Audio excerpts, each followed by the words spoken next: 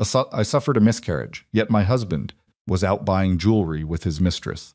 He didn't come to the hospital, not when the monitors screamed, not when the nurses called his name 3 times into a phone he let ring out, not when the doctor pulled Imani Holloway aside in that bleached corridor and told her in the careful, rehearsed tone of someone who has delivered bad news too many times that her mother was gone, and that the baby she didn't even know she was carrying was gone too, and that she herself had very nearly followed them both.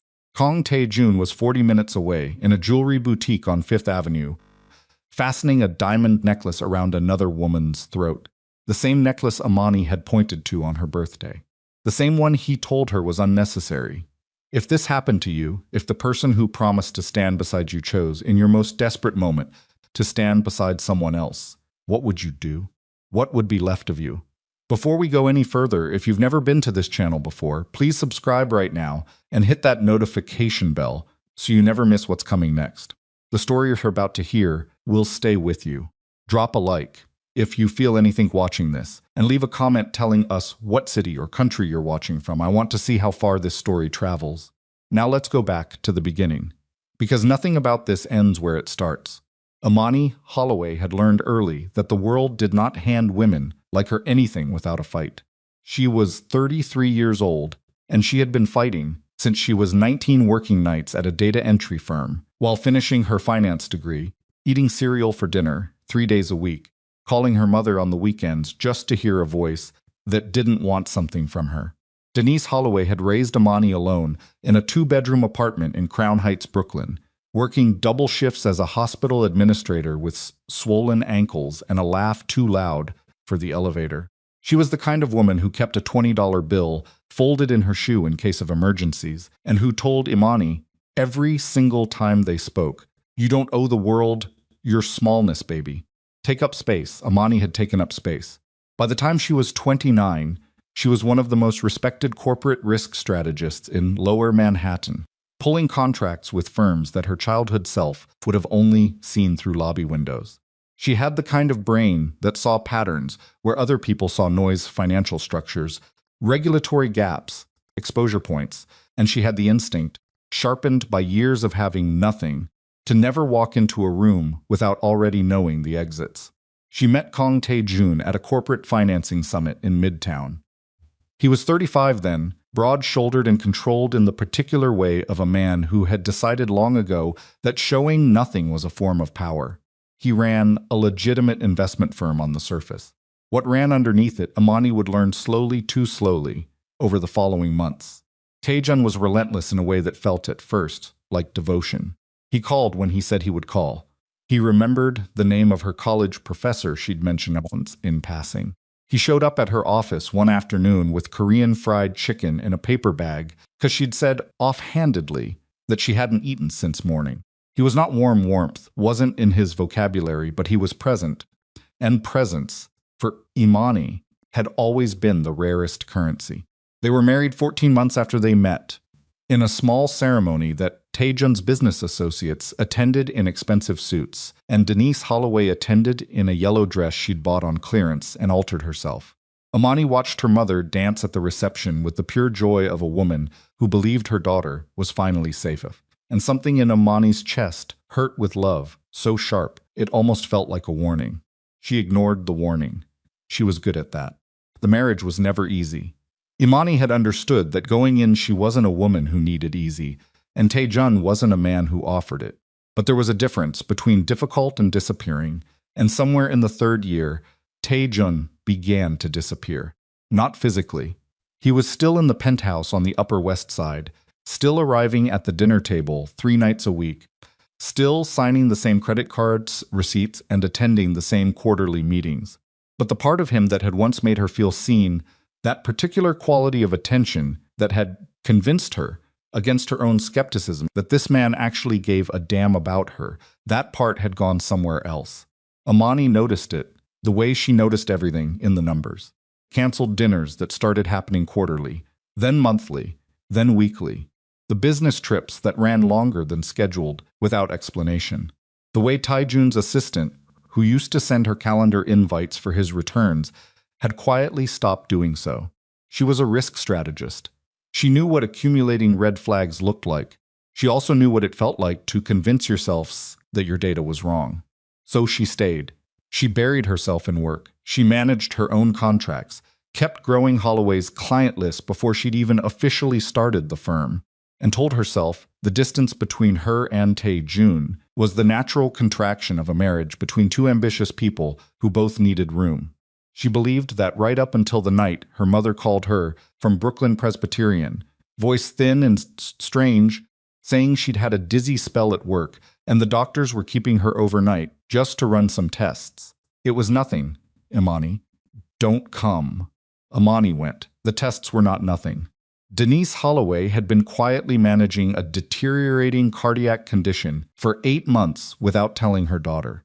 The cardiologist, a small, careful man with the expression of someone who had to explain bad news to families twice a week, sat across from Imani in a side room and explained that Denise's heart muscle was weakening, that the progression was faster than they would like, and that the advanced treatment protocol now available could significantly improve her prognosis.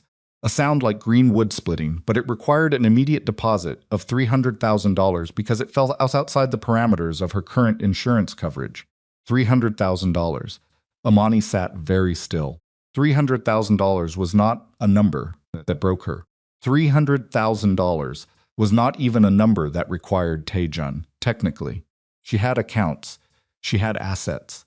But those assets were largely tied to business operations, to pending contracts, to instruments that couldn't be liquidated in 48 hours without serious financial damage. Liquid?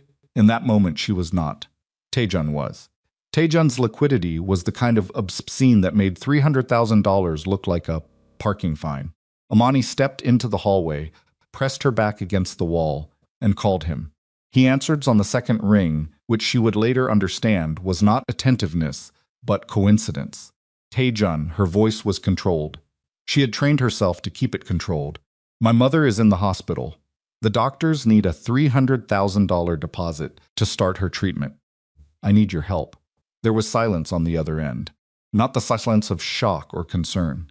The particular silence of a man calculating something. Imani, his voice was even, almost gentle, which was somehow worse. $300,000 for a treatment with an uncertain outcome is not sound financial judgment. You know that. She pressed the phone harder against her ear. She's my mother. I understand that. But emotion is not a financial strategy.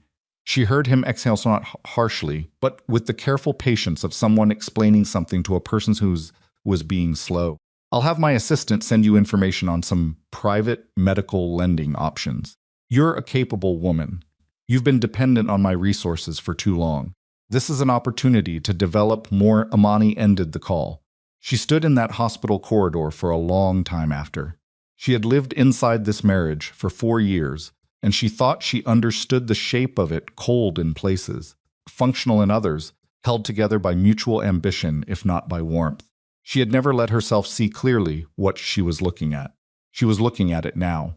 The information about the private lenders arrived by text 40 minutes later, neatly formatted. Imani did not look at it. Instead, she scrolled through the financial alerts on her secondary phone, the one she used for business, the one she had connected, years ago, to a monitoring account she maintained for professional reasons, a habit so ingrained from years of corporate risk work that she'd barely thought about why she'd applied it to her own household. Call it occupational instinct. Call it the survival reflex of a woman who'd spent her career spotting holes in other people's structures. She found the transfer in 11 minutes, $5 million. 8 days prior, direct from a discretionary account Tae-jun had established 4 years ago. The recipient entity was a newly incorporated medical aesthetics company. She looked it up in the time it took the elevator to reach the lobby. Sienna Park. Age 25. A management trainee under Tae-jun's professional sponsorship. The company was registered to a midtown address. The business model, from the filing, was luxury cosmetic procedures and medical-grade aesthetics. Tae-jun had given Sienna Park $5 million. 8 days before he told Imani that $300,000 for her dying mother was unsound financial judgment. Imani stood in the lobby of Brooklyn Presbyterian, with her phone in her hand and her coat still buttoned from outside, and she felt something shift in her chest, not break, exactly, but something releasing. Like a cable snapping under pressure. Something that had been holding a shape it was never meant to hold. She did not cry. She was past crying by then. She went home to the penthouse, sat at the desk in the room Tae-jun called the study, and spent 2 hours finding every record she had kept, and she had kept many, because it was what she did. Because she had always known on some level that the man she married kept his own architecture of seeks, and that she had better document her own.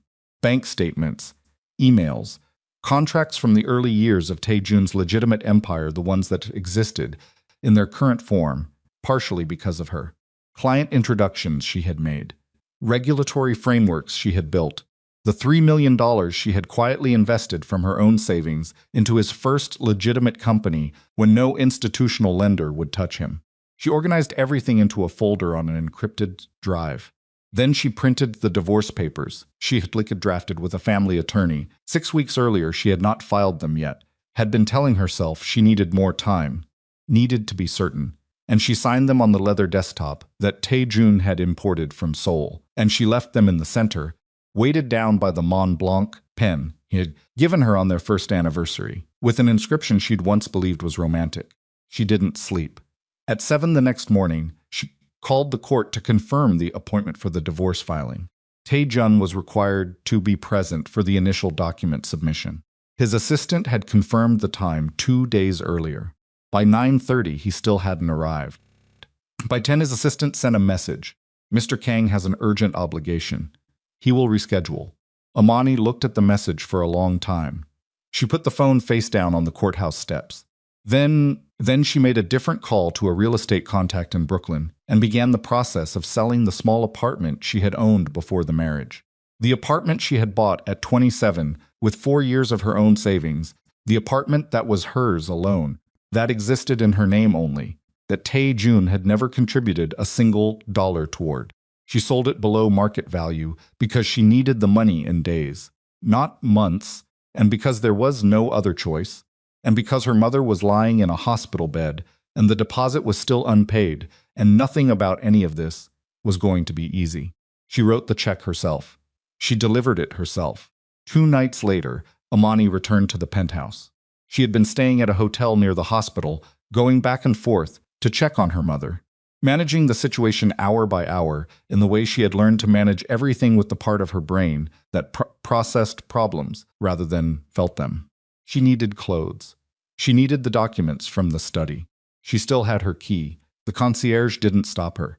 She rode the elevator up in silence. She heard voices before the door was fully open. Not loud voices.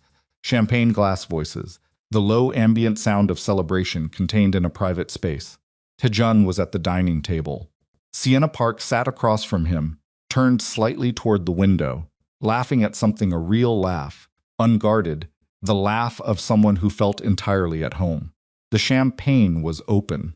There were flowers on the table, fresh, expensive, the kind Imani had stopped expecting because Tae-jun had long since told her grand gestures were performative. And around Sienna's neck, catching the light from the chandelier Imani had chosen and installed herself 4 years ago, was the diamond necklace. The one Imani had pointed to in the boutique window on her 32nd birthday. The one she had mentioned once carefully, not as a demand, but as an honest expression of wanting something beautiful. The one Tae-jun had looked at with polite disinterest and said, "That kind of thing is an unnecessary luxury. You don't need it." Sienna Park was wearing it with champagne, and no awareness that Imani was standing in the doorway. Tae-jun saw Imani first. He didn't move, didn't stand, didn't speak. His expression shifted by a fraction, not guilt, not exactly more the recalibration of a man processing an inconvenient variable. And then Imani's phone rang, the hospital's number. She answered it in the doorway, Tae-jun watching her from the table, Sienna now turning slowly with the beginning of awareness that something was wrong. The voice on the phone was clipped and careful, the voice of an ICU-charged nurse who had made this kind of call for, and knew that brevity was its own mercy. Denise Holloway was in acute heart failure. The crash team was already working. They needed next of kin present immediately. Imani lowered the phone. She looked at Tae-jun across the living room of the penthouse they shared, across the champagne and the flowers and the necklace that should have been hers, and she said simply, My mother is dying. Right now. I need you to come with me. Taejun's jaw tightened. He looked at Sienna. Sienna's hand had gone to her stomach she'd mentioned earlier in the evening that she'd had sharp stomach pain since the afternoon, since the investor presentation. Stress, probably, or something she'd eaten, but she'd gone pale. She has no family here, Taejun said. The words came out measured, explanatory, as if he were presenting a reasonable case. She's sick. My mother, Amani said again. The silence lasted 3 seconds. Taejun stood. He took his jacket from the back of the chair, and he walked in toward Imani. And for one moment, one terrible, combustible moment, she thought he was going to do what he should have done every day of their marriage. He walked past her. He put his hand on Susanna's back, and he told her to get her coat. And Imani stood in the doorway of her own home, listening to the hospital line crackle in her hand, and understood in the complete and irreversible way that some truths arrive exactly what she had been to Kong Taejun all along. She ran. Imani ran the 12 blocks to the parking garage because the cab line was 3 deep and she couldn't stand still, couldn't wait, couldn't do anything except move her body in the direction of her mother, while her mind did the thing it always did under pressure, compartmentalized, sorted, filed the unbearable into a folder she would open later, when she had the luxury of falling apart. She didn't fall apart in the garage. She didn't fall apart on the FDR drive, where the November traffic moved like cold syrup, and she sat on the horn twice, and it accomplished nothing. A sound like green wood splitting. She didn't fall apart when she hit the wrong entrance to Brooklyn Presbyterian and had to sprint around the building in heels that were not made for sprinting, her breath coming out in white clouds against the freezing air, coat flapping open, because she hadn't stopped to button it. She fell apart at the ICU desk when the charge nurse looked up at her face and said, very quietly, Ms. Holloway, I'm so sorry. She went about 4 minutes ago. 4 minutes. If she had left the house the moment the phone rang, instead of standing there looking at Taejun like she was still waiting for him to be someone he was never going to be, 4 minutes was nothing. 4 minutes was a traffic light. 4 minutes was the length of a song. Imani gripped the edge of the desk and breathed through her nose and did not make a sound. The nurse, a woman in her 50s with close-cropped gray hair and the steady hands of someone who had held too many strangers together, came around the desk and put a hand on Imani's arm without asking permission. The way people do when they've learned that asking takes too long. Do you want to see her? Yes, Imani said. Her voice came out strange. Thin, like something structural had given way inside it. The room was very quiet. The machines had been turned off or disconnected. She didn't know the protocol, had never wanted to know it. And Denise Holloway lay in the bed with her hands folded, and her face finally, completely still, in a way that living faces never quite are. Even sleeping people twitch. Even sleeping people have the micro-expressions of ongoing internal life. Denise had none of that now, and it was that specific stillness, not the absence of breathing, not the color of her skin, but the absolute completeness of her stillness that reached into Imani's chest and took hold of something. She sat in the chair beside the bed. She took her mother's hand. She said, I'm here, Mama. I'm sorry I wasn't faster.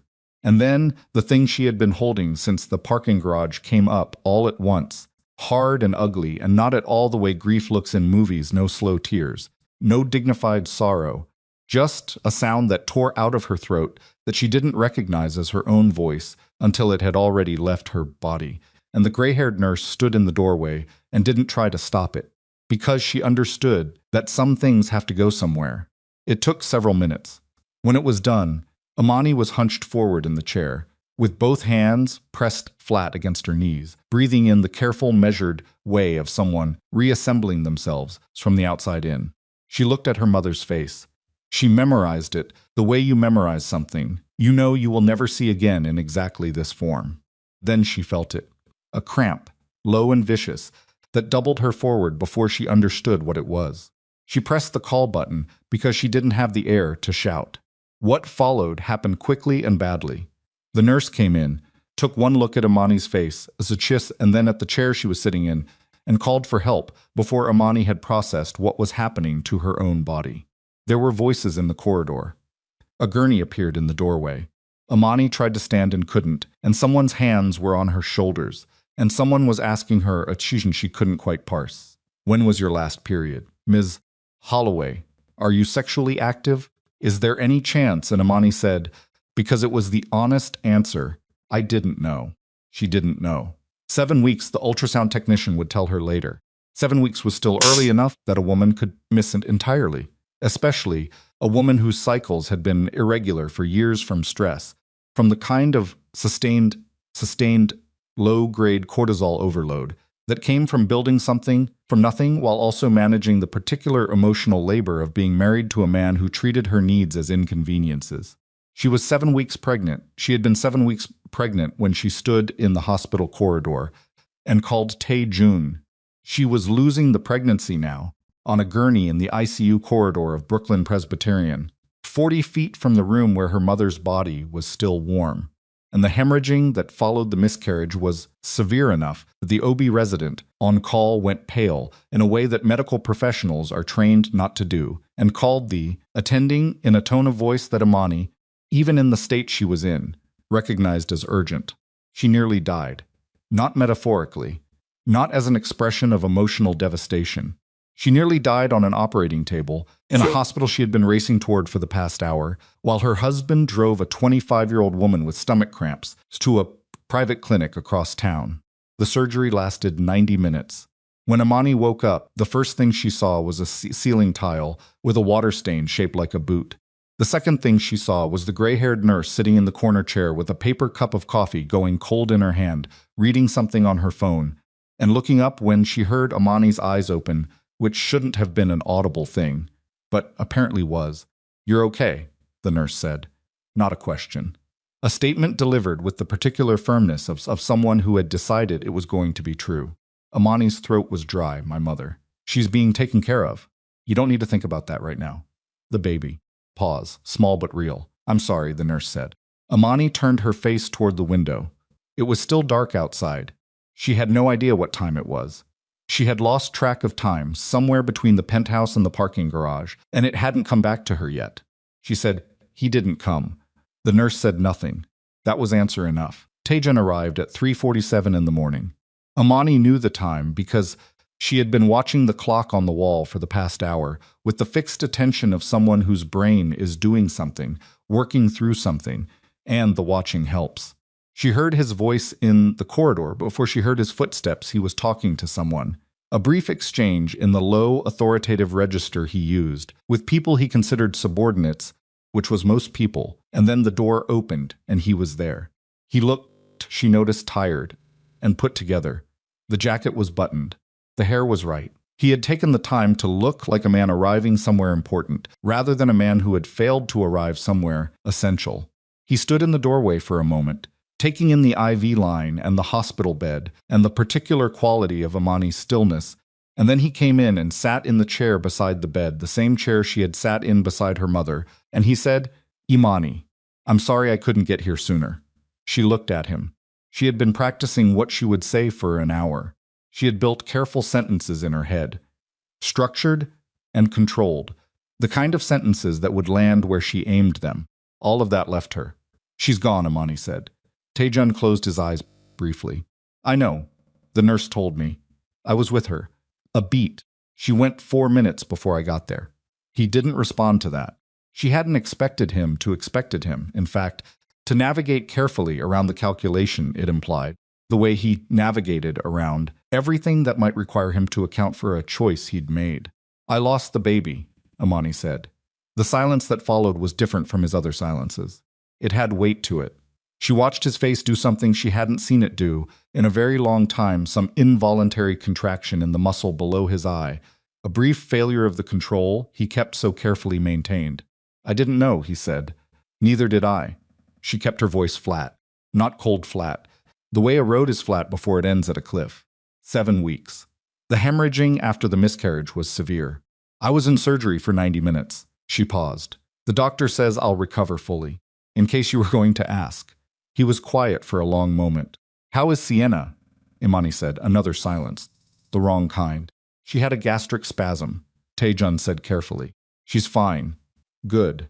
Imani reached to the side table with the hand that didn't have the IV in it and picked up the folded divorce papers she had asked the nurse to retrieve from her coat pocket while she was lucid enough to ask. She placed them on the blanket between herself and Taejun. I need you to sign those.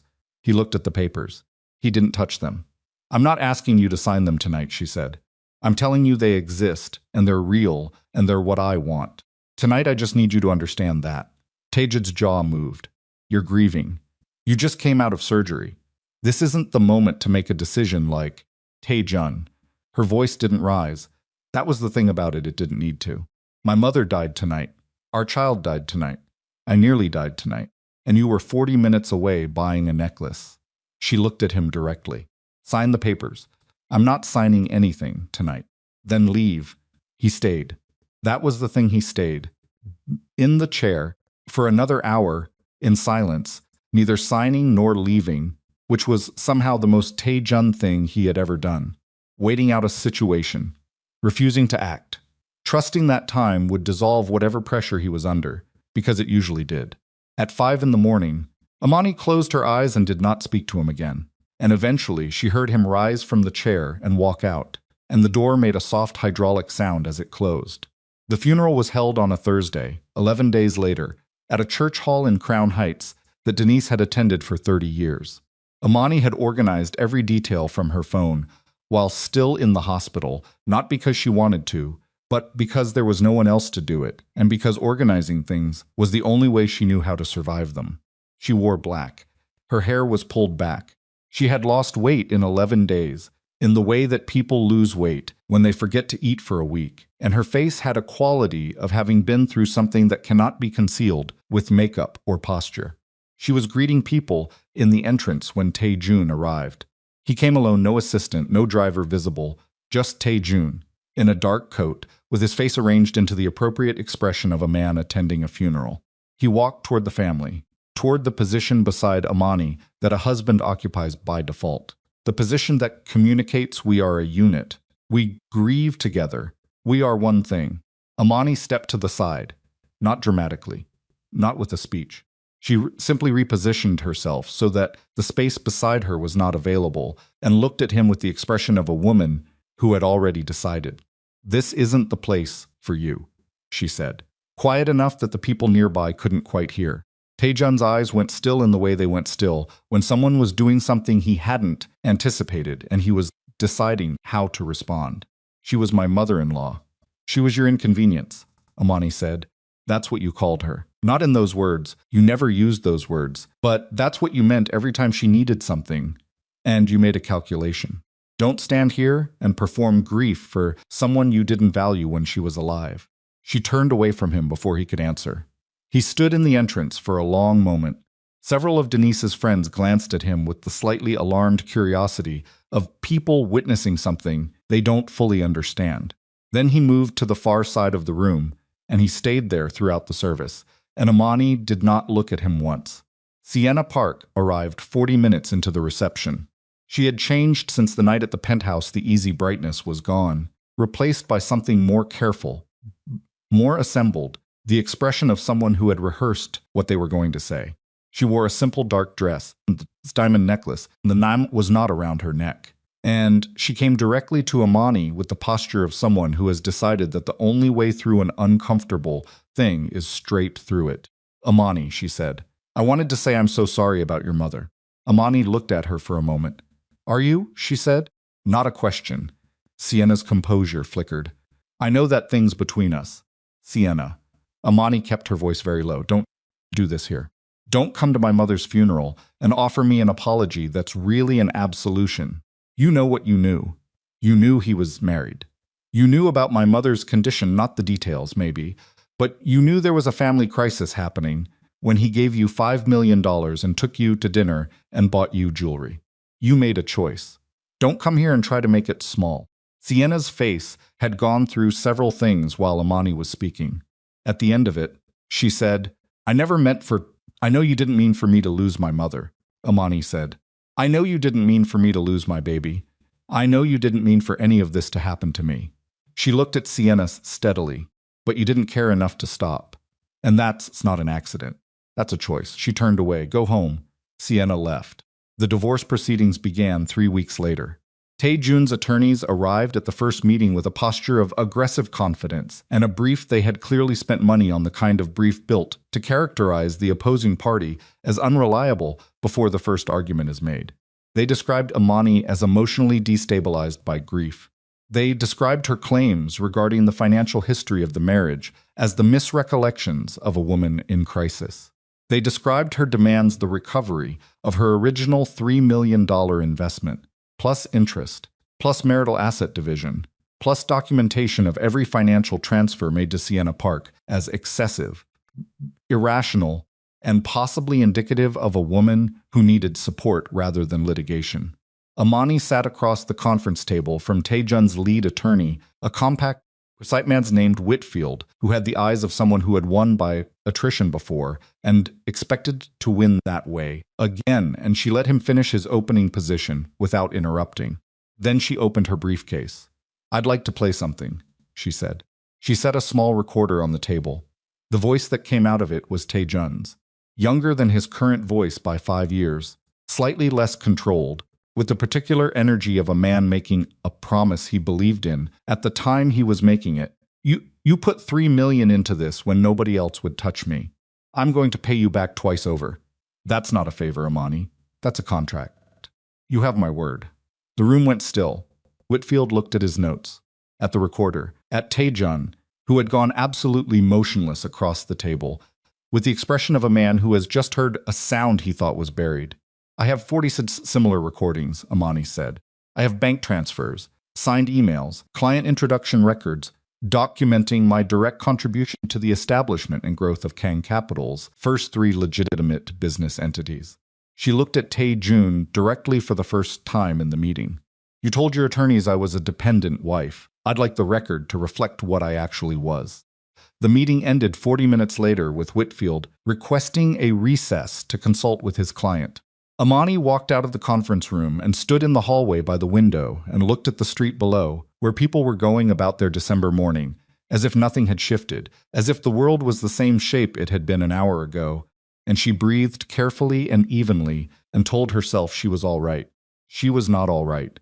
She was furious and exhausted, and still moving through the underwater slowness of grief that made everything slightly unreal, and her body was still recovering from a surgery she'd had 3 weeks ago, and the apartment she'd sold below market value to pay her mother's hospital deposit had now closed and was no longer hers. And there was no version of any of this that was fine. But she was standing. She was always, stubbornly, exhaustingly, still standing. 7 months after Denise Holloway's death, the divorce was finalized. The settlement was not what Tae-jun's attorneys had intended. Amani recovered her original $3 million investment, along with its accrued financial gains. She received her legally established share of marital property. The documentation of transfers made to Sienna Park became part of the formal record. She did not take his criminal infrastructure. She didn't want it. She wanted nothing from that side of who he was, not the power, not the protection, not the architecture of fear and obligation that held his underground operations together. She wanted what was hers. She took it. On the morning the final decree was signed, Amani sat alone in her attorney's conference room after everyone else had left. The settlement documents were stacked in a folder in front of her. The pen she'd used to sign them was still in her hand. She thought about her mother dancing at the wedding in a yellow clearance dress. She put the pen down. She picked up her phone and opened a business registration document she had been drafting for 6 weeks. In the margins of everything else, the way she had always built things quietly, without announcing them, until they were real enough that no one could tell her they weren't. Holloway Strategic Risk. She filed it that afternoon. The office she rented 3 rooms on the 14th floor of a building in Midtown that smelled slightly of the previous tenant's coffee was small enough that she could stand in the center of it and touch opposing walls with her arms extended. The desk she bought secondhand. The laptop was the one she had used through the last year of the marriage. The business card she ordered herself, paid for herself, with a design she had chosen herself at midnight on a Tuesday when she couldn't sleep. Nobody gave her anything. Nobody was going to. She already knew that. She sat down at the second-hand desk in the 3-room office, opened the laptop, a sound like green wood splitting, and began making the calls she had been preparing to make for 7 months, the calls to the clients and contacts who had worked with her over the years, who had watched what she could do, who had said, more than once, "If you ever go independent, call me first." She called them. They answered. And in the rented 3-room office with the second-hand desk, in the building that smelled of someone else's coffee, Amani Holloway began building the thing that could not be taken from her, because this time, she was the only name on it, and she had the records to prove every inch of what she'd built. And she was not, under any circumstances, going to let anyone mistake her contribution for something they could quietly absorb into their own story. She had made that mistake once. She was not built for making the same mistake twice. 3 years is not a long time to build something from nothing.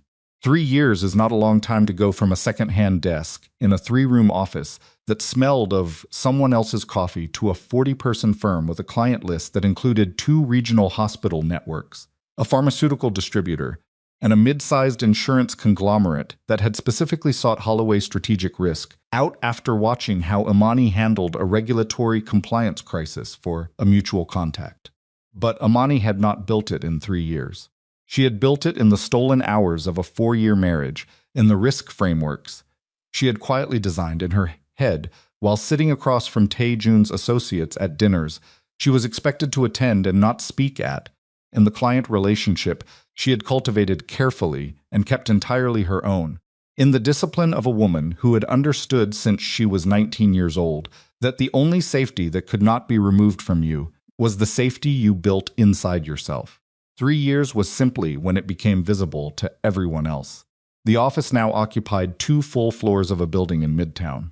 The second-hand desk was placed by some she had chosen herself from financial furniture, paid for with her own contract revenue, cut not borrowed against anything or subsidized by anyone. She had 43 employees. She had a CFO she had recruited from a competing firm and a legal team that handled the compliance infrastructure her clients were no longer capable of managing internally. She had a reputation in the healthcare finance sector that was specific and hard-edged and based entirely on the fact that when Amani Holloway identified a risk, she was right. And when she said she would contain it, she did. She was not happy exactly. Happiness had become a complicated word since the November night in Brooklyn Presbyterian. She was functional. She was effective. She was, on most days, something that felt close enough to purposeful that she didn't examine it too carefully. She thought about her mother every morning, not with the raw, tearing grief of the first year that had settled into something quieter and heavier, something she had learned to carry rather than fight. Sips, splitting. She thought about Denise the way you think about someone whose voice you can still hear clearly in your head, whose laugh you remember better than most things that happened to you last week, whose yellow clearance dress on a wedding day remains more vivid than the wedding itself. She thought about her mother, and then she went to work. Contract from Meridian Health Partners arrived on a Tuesday morning in March. Amani read the proposal twice before she let herself feel anything about it. Meridian was a medical corporation preparing for a multi-billion-dollar IPO, one of the largest healthcare listings projected for the following fiscal year. The risk management scope was enormous. Financial ratio analysis, regulatory compliance mapping, pre-audit preparation across 17 subsidiary entities, liability exposure assessment, and the construction of a clean, defensible disclosure framework that could withstand the scrutiny of institutional investors, SEC review, and the particular kind of investigative journalism that circled large health IPOs like Weather. It was the biggest contract Holloway's strategic risk had ever been offered. It was possibly the biggest contract of Amani's career. She called her CFO, a careful woman named Patricia who had the habit of reading every document twice before she spoke about it, and said, simply, "Look at the Meridian proposal. Tell me what you see." Patricia called back in 2 hours. "I see 3 months of intensive work, the need for at least 2 additional senior analysts, and a fee structure that, if we hit the performance benchmarks, will change the revenue profile of this company for the next 5 years. That's what I see too," Amani said. Set up the contract meeting. She signed the engagement agreement on a Thursday afternoon. She shook hands with Meridian's CFO, a tall, measured man named Gerald Pace, who had the reputation of being impossible to impress, and who had, by the end of the meeting, asked Amani twice to elaborate on her methodology in a tone that was as close to impressed as she suspected he got. She drove back to the office through afternoon traffic with the contract folder on the passenger seat and a feeling in her chest that she recognized. After a moment, as uncomplicated satisfaction, something she hadn't felt in long enough that it took a moment to identify. She didn't notice the black sedan that had been 2 cars behind her since she left the Meridian building. Vincent Calder had been watching Holloway's strategic risk for 8 months. He was 46, Wall Street, by background and instinct, with the kind of professional confidence that comes from decades of being the most aggressive person in most rooms. His firm, Calder Risk Partners, occupied a larger office on a more prestigious block and had been the presumptive frontrunner for the Meridian contract until Imani's firm had entered the conversation, and, within 3 meetings, made Calder's approach look like it had been assembled by people who didn't understand what Meridian actually needed. Vincent did not lose contracts gracefully. He had built his career on the principle that the fastest way to win was to understand what the other person couldn't afford to lose, and then position yourself between them and it. It had worked on competitors, on clients, on regulators. It was not a philosophy, it was just arithmetic. He had spent 8 months identifying what Amani Holloway couldn't afford to lose. The answer, he had concluded, was the one thing she had built her entire identity around since the divorce: her reputation for precision. Her specific, documented, industry-known reputation for producing financial analysis that was airtight, that held up under institutional scrutiny, that had never, not once, in 3 years of operation, been successfully challenged. That was the thread.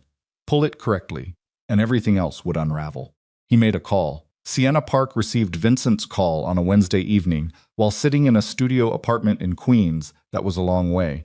In every measurable sense, from the Midtown Aesthetics Clinic she had launched with Tae Jun's $5 million 2 years ago.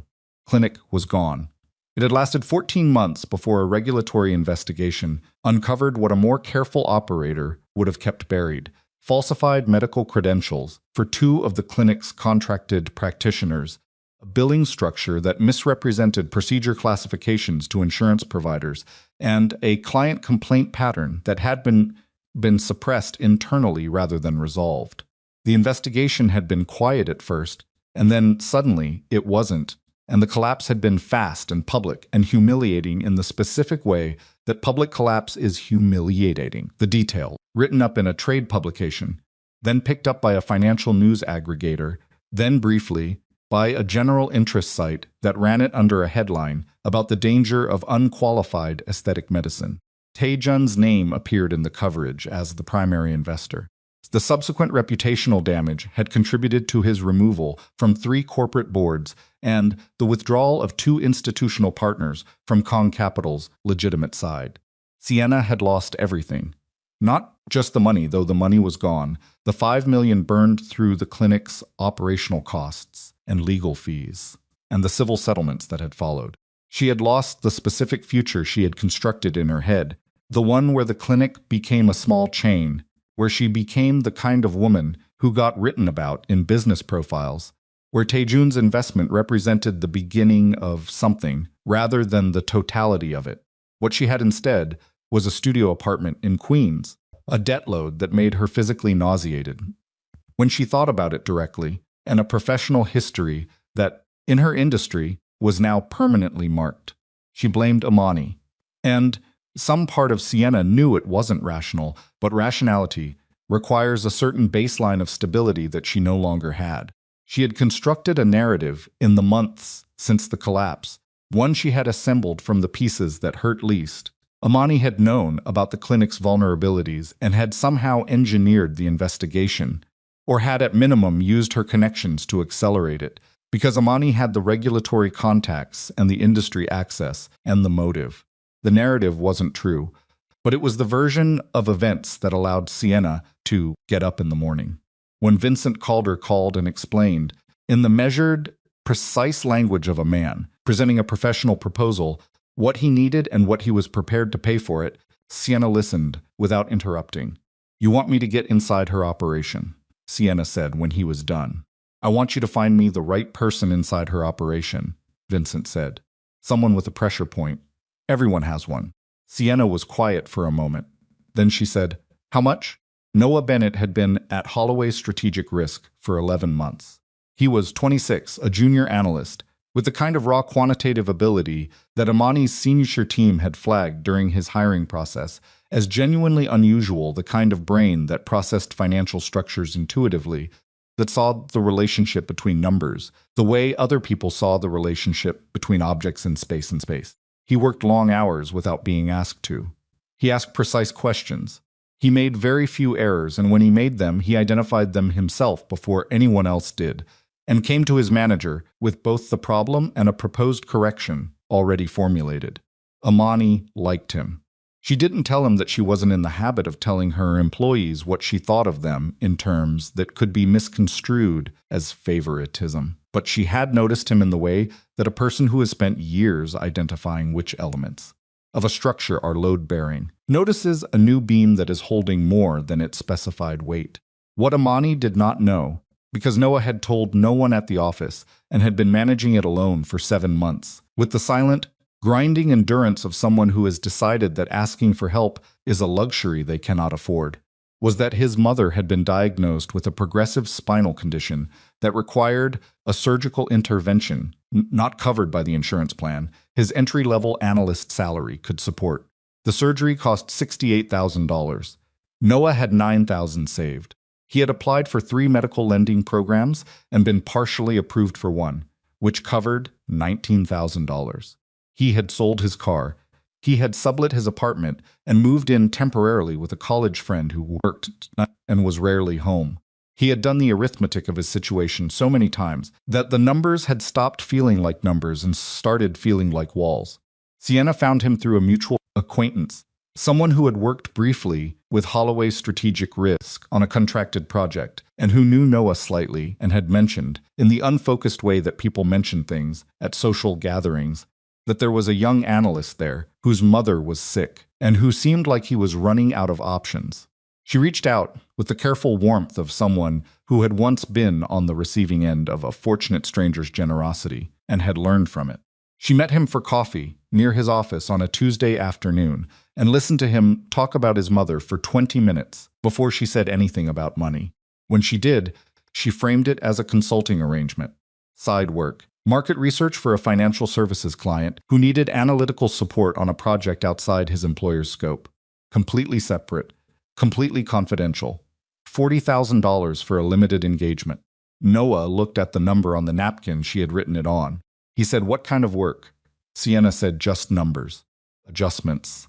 Nothing anyone would notice. He knew, in the part of his brain that was still functioning as the person he had been before his mother got sick, that this was not a real consulting arrangement. He knew what she was asking. He had been in financial analysis long enough to understand what adjustments meant and what it meant to make them inside a document your employer was delivering to a major client. He thought about his mother. He said yes. The alterations were precise and small. That was the thing about them. They were not the work of someone who didn't understand what they were doing. Noah understood exactly what he was doing, which was why the changes were so difficult to detect in the initial review pass. He modified 3 financial ratios in the pre-audit risk assessment Amani's team was preparing for Meridian's IPO disclosure package. Debt to equity, current ratio, earnings coverage. Each adjustment reduced the apparent financial risk profile of one of Meridian's subsidiary entities by a margin that was individually within the range of analytical variance. Together, they told a story that was not true.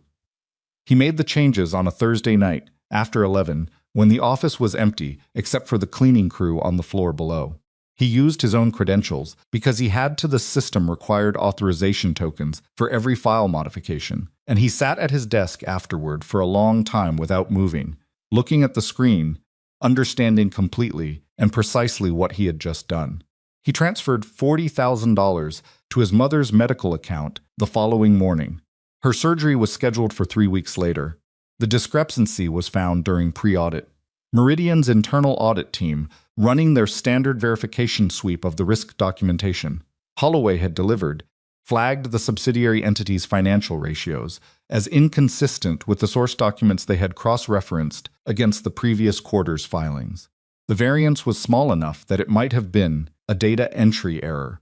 It was also consistent enough 3 separate figures, all moving in the same direction that it might not have been.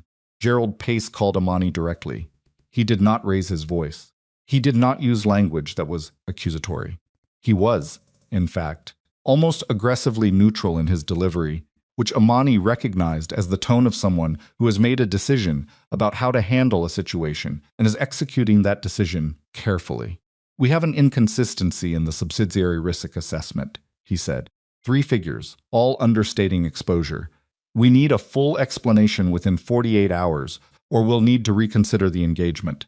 Amani said, "Send me the flagged items." She had the document open on her screen 30 seconds after the call ended. She read it once quickly. Then she read it again.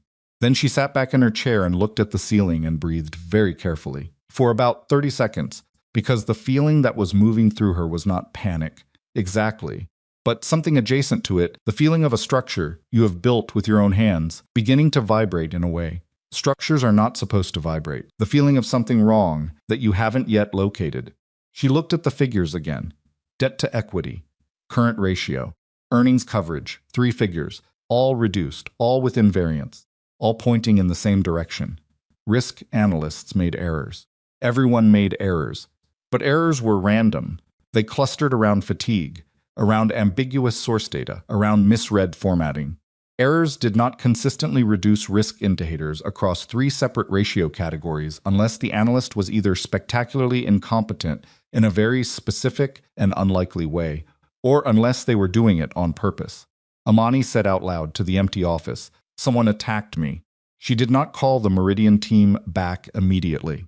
She called Patricia first, told her to pull every access log for the subsidiary analysis file for the past 3 weeks and have them on her desk within 2 hours.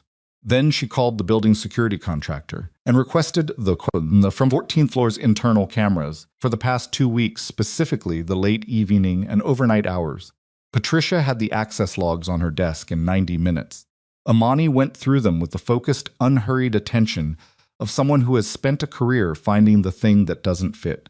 She was looking for access that happened outside normal working hours, under credentials that belonged to someone who had no documented reason to be in that particular file at that particular time. She found it in 11 minutes. Noah Bennett, Thursday night, 11:43 p.m. File accessed via his standard authorization token. 3 modifications logged. Duration, 22 minutes. She sat with that for a moment. Noah, 26 years old, 11 months on the team. The analyst she had privately flagged as one of the sharpest junior hires she had made. The one who stayed late and asked precise questions and identified his own errors before anyone else did. She thought about the look she had noticed on his face 3 weeks ago, not in a meeting, not in a professional context, but in the hallway near the kitchen, a Tuesday afternoon when she had come around the corner and he was standing at the counter waiting for coffee with his phone in his hand and an expression on his face that she had registered as exhaustion and filed away. Particular exhaustion of someone carrying something heavy alone. She pulled his HR file. There was nothing in it about a medical situation. There wouldn't be that kind of thing didn't appear in employer files unless the employee chose to disclose it, and Noah had clearly chosen not to. She sat at her desk with the access law open on one screen and Noah's file open on another, and she thought about what she knew and what she didn't know and what she needed to understand before she did anything else. Because there were 2 separate questions here. The first was who had done this. She had that answer. The second was why, and more importantly, who had put him up to it and what that we're actually after. Because a 26-year-old junior analyst with no motive, no rival interest, and no previous behavioral flags did not alter financial documents in a multi-billion-dollar IPO risk assessment for no reason. Someone had offered him something, and whoever had offered it had access to enough information about Holloway Strategic Risk's internal structure to know which analyst was vulnerable, which file to target, and which alterations would be damaging without being immediately obvious. Imani thought about the black sedan. She had not noticed 2 cars behind her on the drive back from the Meridian contract signing. She opened a new document and began writing. She called Noah into her office the following morning at 8:15 before the rest of the team arrived. A sup scene. He came in with the selecting a particular moment and has been rehearsing for it, whose rehearsal turns out to be inadequate when the moment actually arrives. He sat across from her desk, in the chair she had positioned at a particular angle, not confrontational, not collegial, something in between. She placed the access log on the desk between them, face up, placed the flagged figures beside it. She said nothing. Noah looked at the papers. His hands, she noticed, were very still in his lap. The stillness of someone exerting control over an involuntary response. I found them Thursday night, Amani said. Not an accusation. A statement of fact, delivered with the neutral precision of someone who has already completed the analysis and is now simply reading the results. The access logs show your credentials on the file for 22 minutes. At 11:43 p.m., the 3 modifications correspond exactly to the figures Meridian flagged. She paused. Tell me why. The silence lasted long enough that she counted it. 8 seconds. Then Noah said, "My mother needs surgery." His voice had lost whatever rehearsed quality it might have had. What came out was just the plain, stripped fact of it, the sentence of a person who is too tired to construct anything around the truth. How much? Amani said. 68,000. I had 9 saved. I got a partial loan approval. I sold my car. He exhaled. Someone reached out. Said it was consulting work.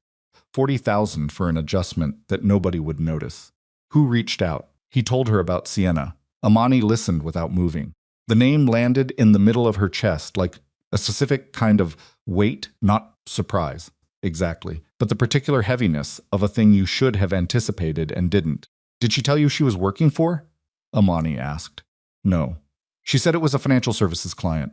I didn't ask for more than that. Amani looked at him for a long moment. He met her eyes for about 2 seconds and then looked at the desk, which she understood she was not a woman whose direct attention was easy to hold when you had done what he had done.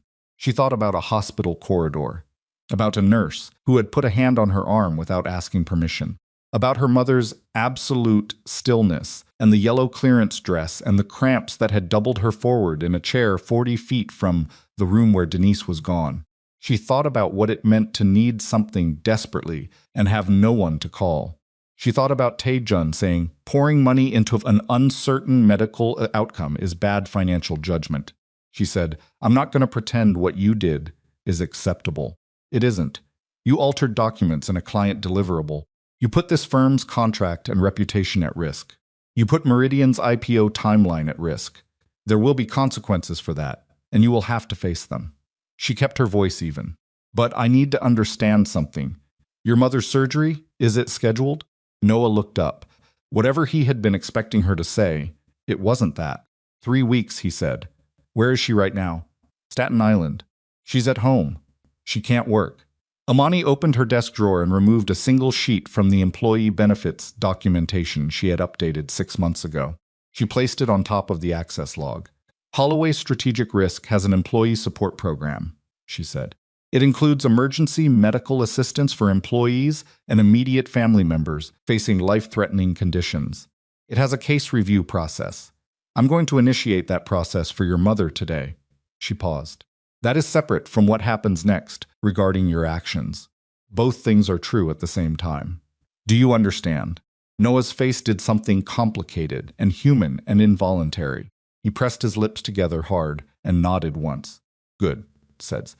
Now, here is what I need from you. She laid it out with the clean precision of someone who has been building risk containment strategies for a decade and understands that the difference between a manageable crisis and a catastrophic one is almost always the speed and quality of the response.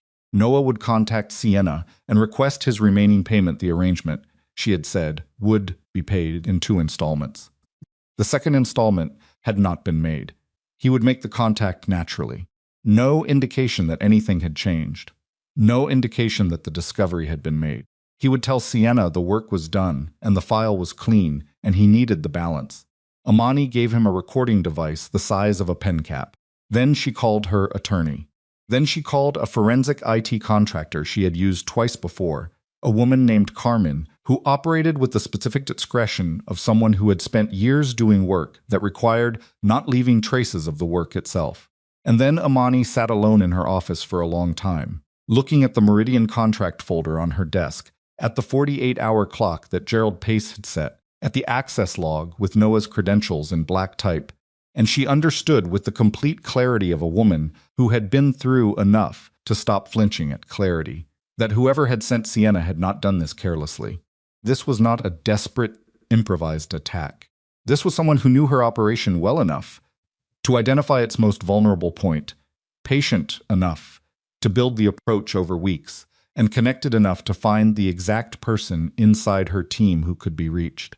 She was not dealing with a small problem. She was dealing with someone who had spent 8 months preparing to destroy her, and who was now 48 hours away from succeeding because if she could not explain those 3 altered figures to Gerald Pace's satisfaction by tomorrow evening, the Meridian contract would be terminated. The details would circulate in the institutional investment community within days, and everything she had built in 3 years would carry, permanently, the suggestion of exactly the kind of risk she had built her reputation on eliminating. Her phone rang.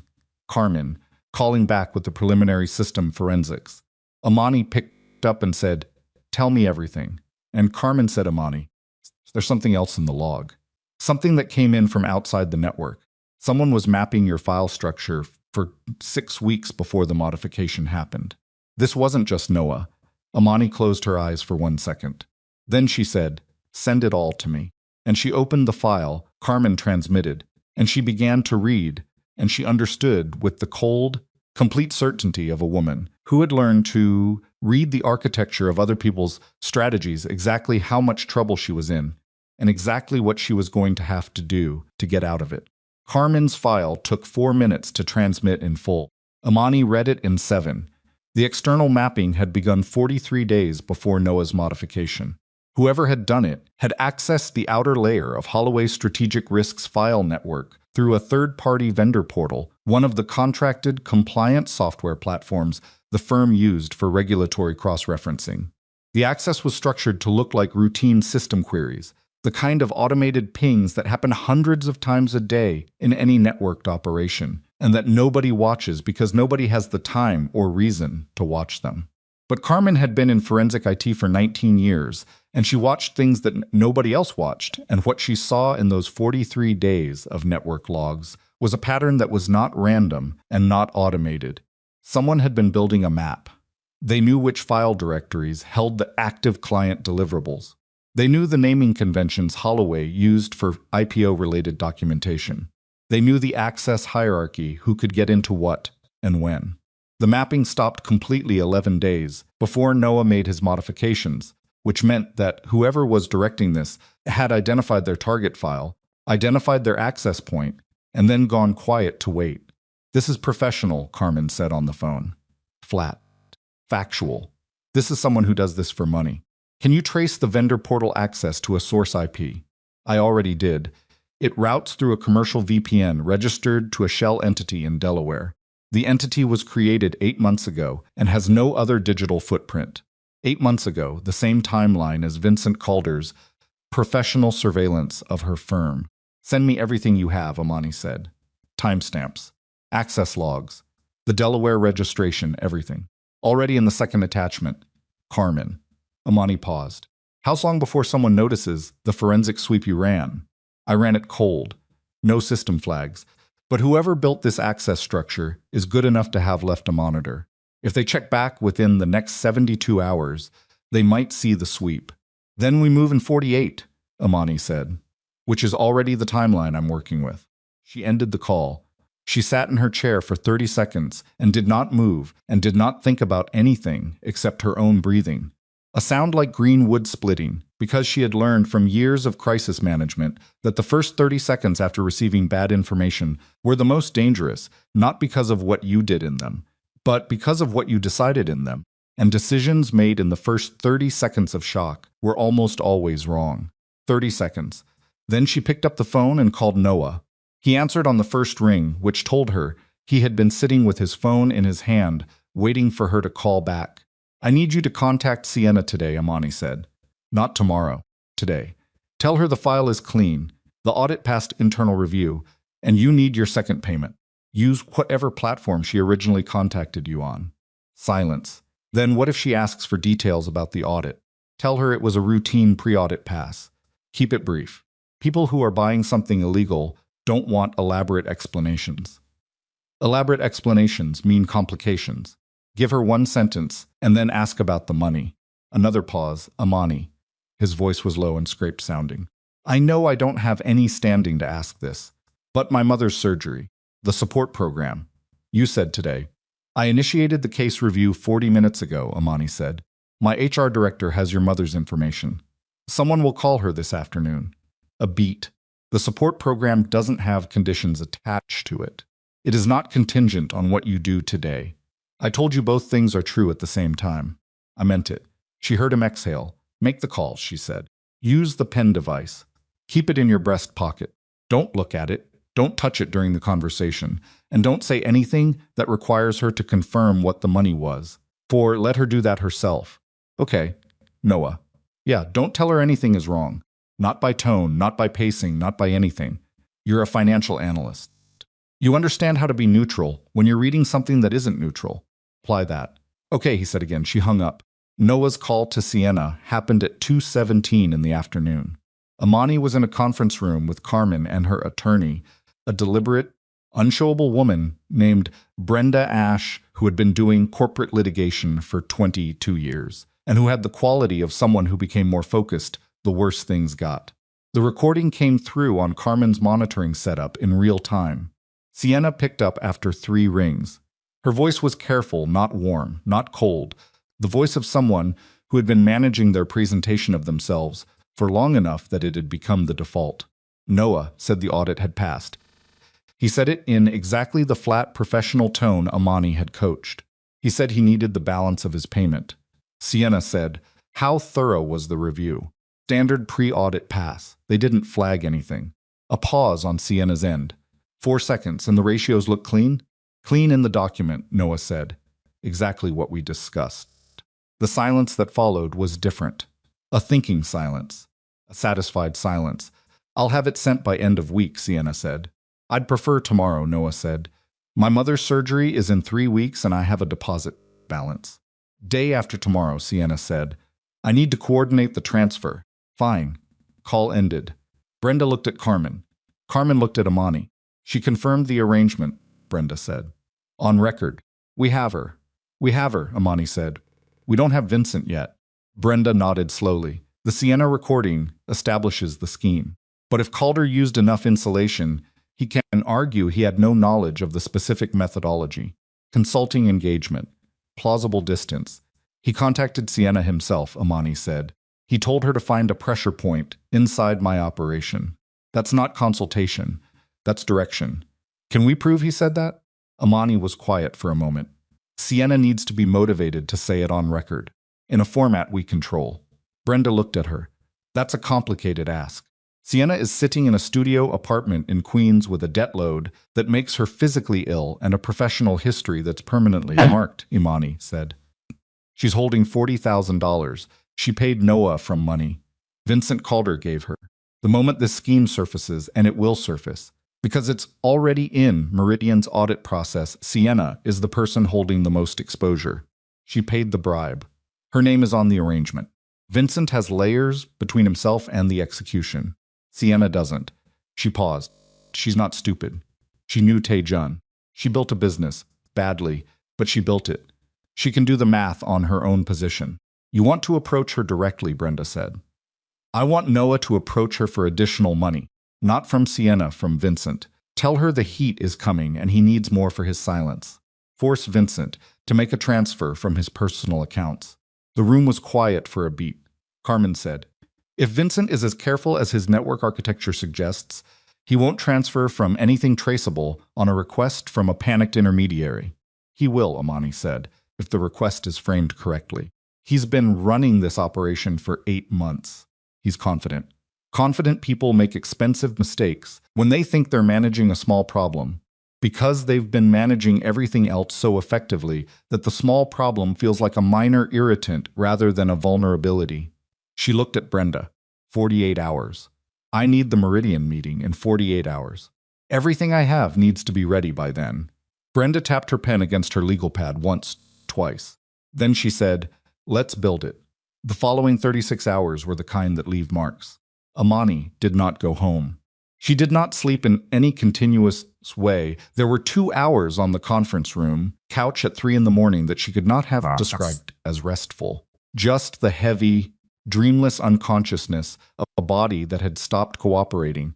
And then she was awake again, with the particular jarring return to reality that comes from sleeping somewhere unexpected. The momentary blankness before everything she was managing came back to her in full.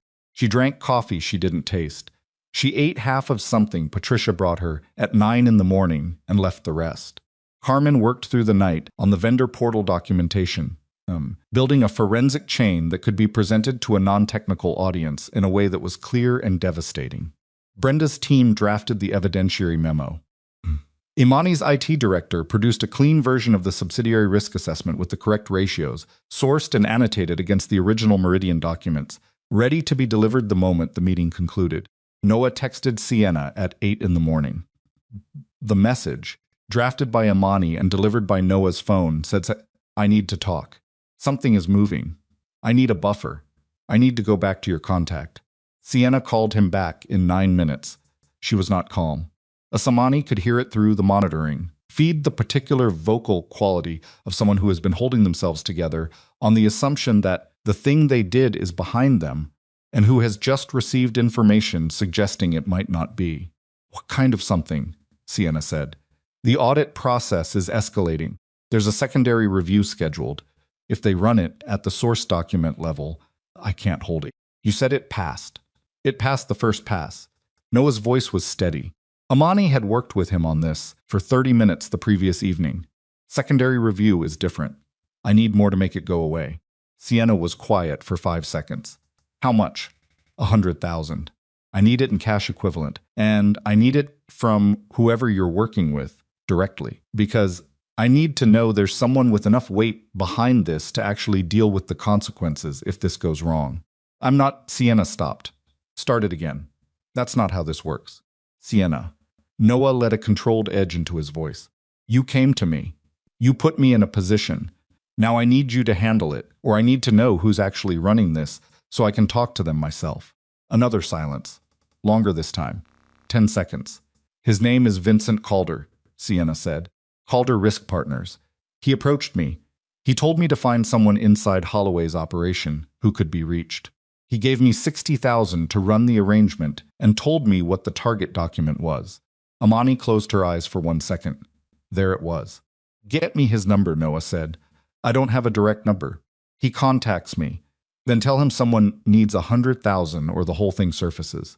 Tell him it's an emergency. Tell him today."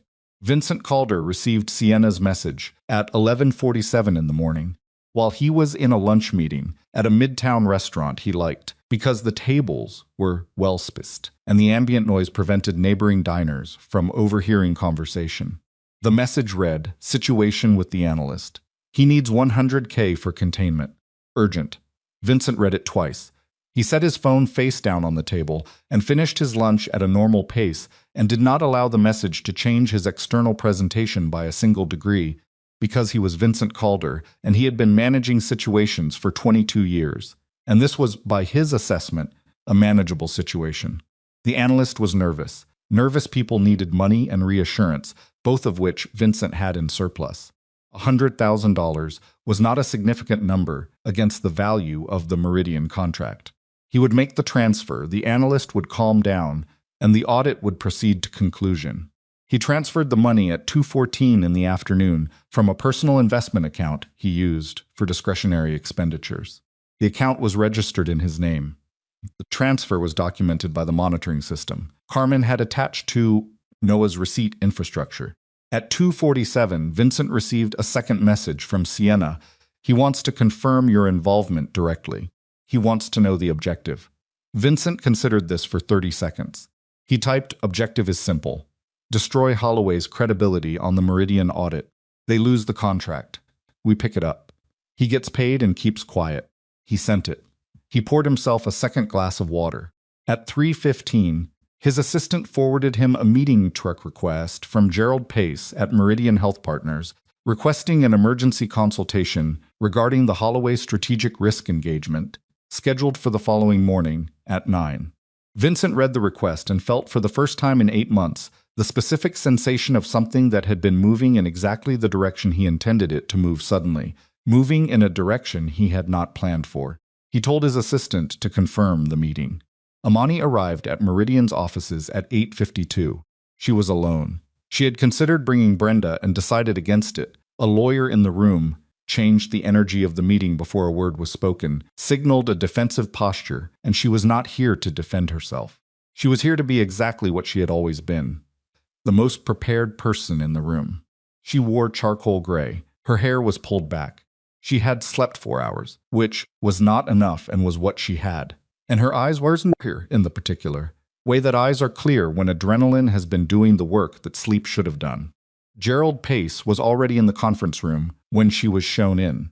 He stood when she entered, which was a formality he would not have extended if he had already decided the meeting was a termination. There was another man in the room. Vincent Calder was sitting to the right of Gerald's position at the table, a sound like green wood splitting, with the measured composure of someone who has arrived early, and arranged his presence in the room the way a person arranges furniture to establish the optimal impression before anyone else gets to decide what they're looking at. He saw Imani. His composure held, but something behind his eyes shifted a fractional recalculation that lasted less than a second, and that most people in the room would not have caught. Imani caught it. She sat directly across from Gerald. She set her briefcase on the table and opened it. She did not look at Vincent again. Gerald said, "Miss Holloway, thank you for coming in on short notice. As you know, we have a situation with the subsidiary risk assessment that requires resolution before we can proceed. I've also asked Vincent Calder to join us, as Calder Risk Partners has expressed interest in the Meridian engagement."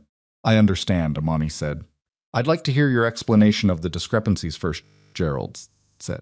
"Of course." Imani placed a document on the table in front of Gerald. The discrepancies in the subsidiary assessment were the result of unauthorized alterations made to my firm's deliverable after the document left our internal review process. I've identified the specific access event, the modifications made, the individual who made them, and the individuals who directed and financed the operation. The room was silent. Gerald looked at the document. Vincent did not move. Imani placed a second document beside the first. "This is the forensic access log produced by an independent IT contractor. It shows an external network mapping operation that ran for 43 days prior to the alteration, originating from a vendor portal connected to Holloway's compliance software infrastructure. External access is traced to a Delaware shell entity created 8 months ago." She placed a third document. "This is a transcript and audio recording of a conversation in which the individual who commissioned the scheme identifies himself by name, identifies the target document, and states the explicit objective, quote, destroy Holloway's credibility on the Meridian audit. They lose the contract. We pick it up." She placed a fourth document. "This is a bank transfer record. $100,000, transferred yesterday at 2:14 p.m. from a personal investment account registered to Vincent Calder to an account controlled by the analyst who was recruited to make the alterations." She placed the fifth document last. "And this is the corrected subsidiary risk assessment. Accurate figures, sourced and annotated against the original Meridian source documents. Ready for your audit process." The silence lasted a long time. Gerald Pace had not moved. He was reading the first document with the focused, unhurried attention of a man who understands that what he does in the next 60 seconds will be consequential, and who has been in consequential situations before, and who did not get to his position by reacting before he had processed the full information in front of him.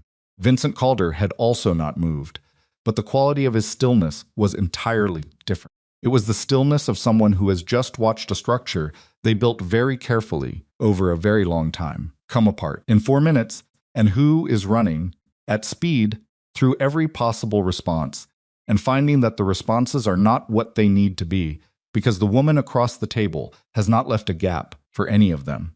He said those recordings are legally obtained.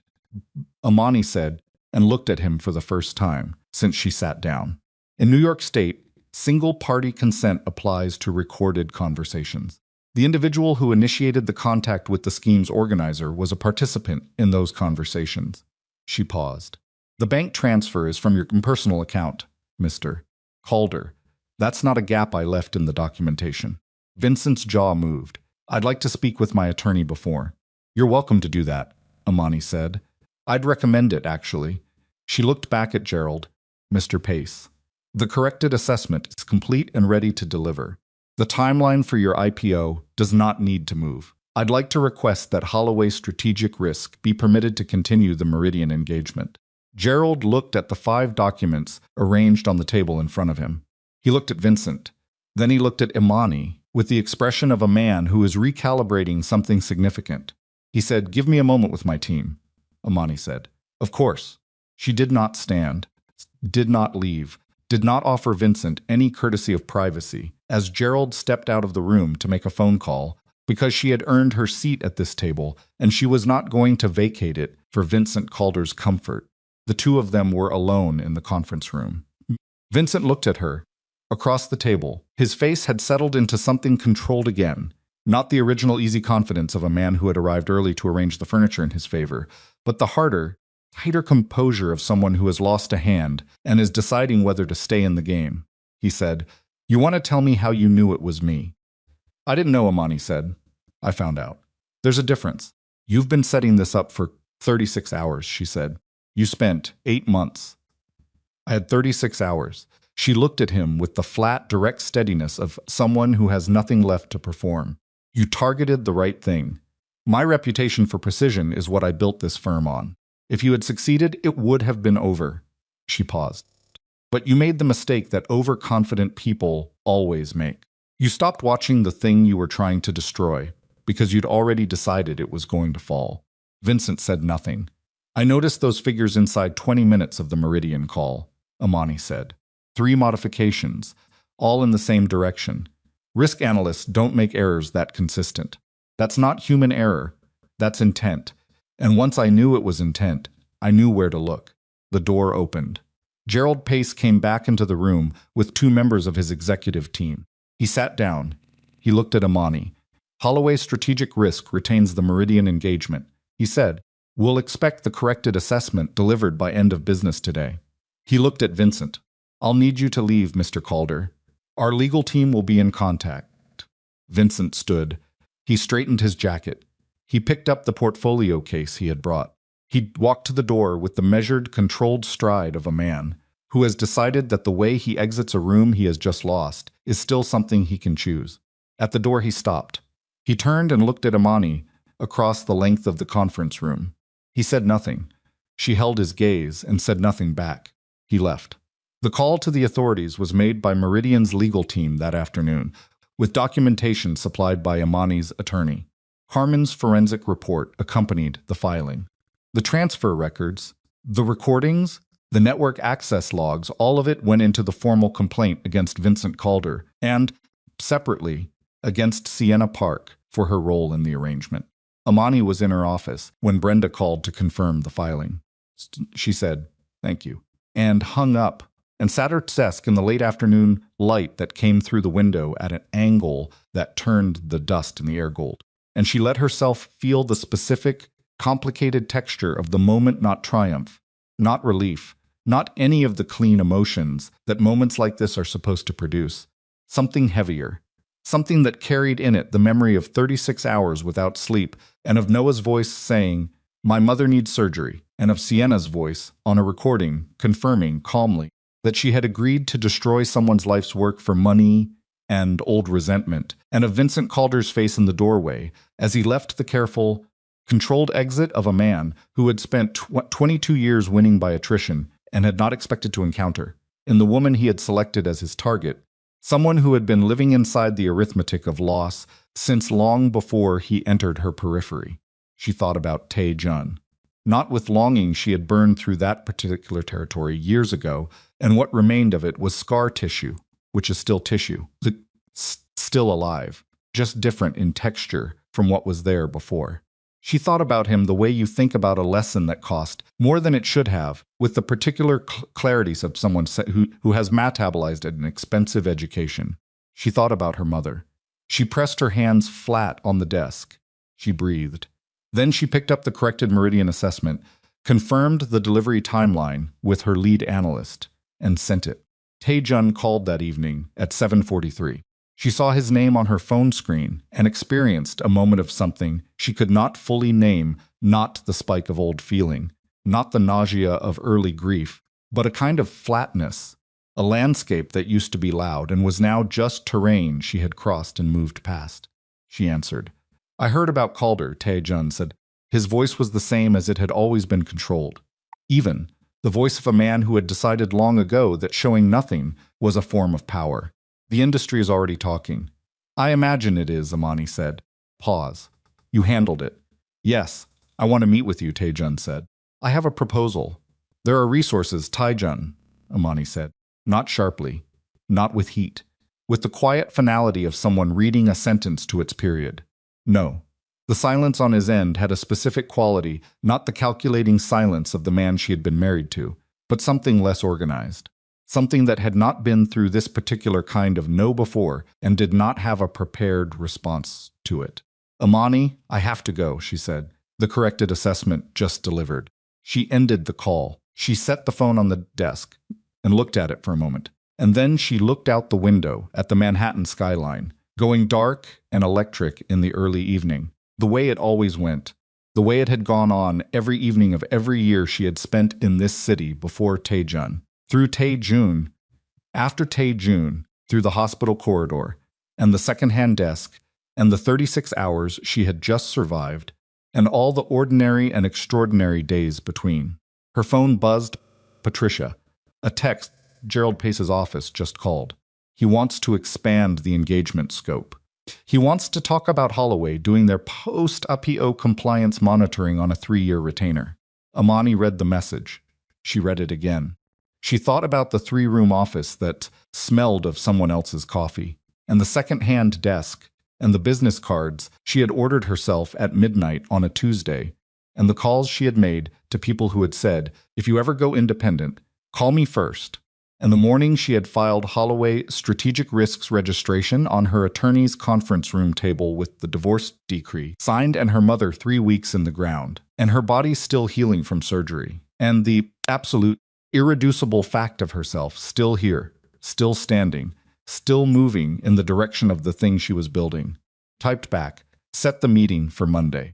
Then she shut down her computer, picked up her coat, and walked out of the office into the hallway, past the desks where her 43 employees worked, past the window that looked out over Midtown, past the conference room where she had spent 36 hours dismantling a scheme that had been 8 months in the making, and she pressed the elevator button and stood waiting for it with her coat over her arm and her briefcase in her hand.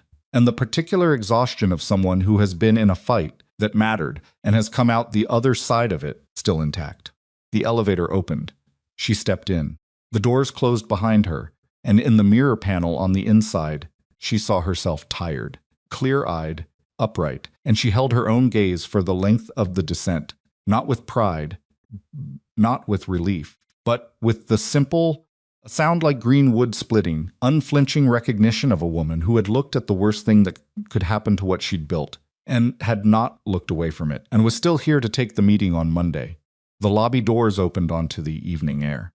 Amani Holloway walked out into it, and the city received her the way it always had, without ceremony, without apology, with the indifferent and absolute momentum of a place that does not slow down for anyone, and that has never once in all its years stopped moving for grief. She matched its pace. She always had. The Monday meeting with Gerald Pace lasted 2 hours and 21 minutes. Amani arrived at 8:52, 8 minutes before the scheduled start, and sat in the anteroom outside in the conference suite with her briefcase on her lap and her coat folded over the chair beside her and her eyes on the middle distance. Not thinking, not reviewing. She had reviewed everything there was to review. In the 36 hours preceding this moment, and what remained now was not preparation but execution.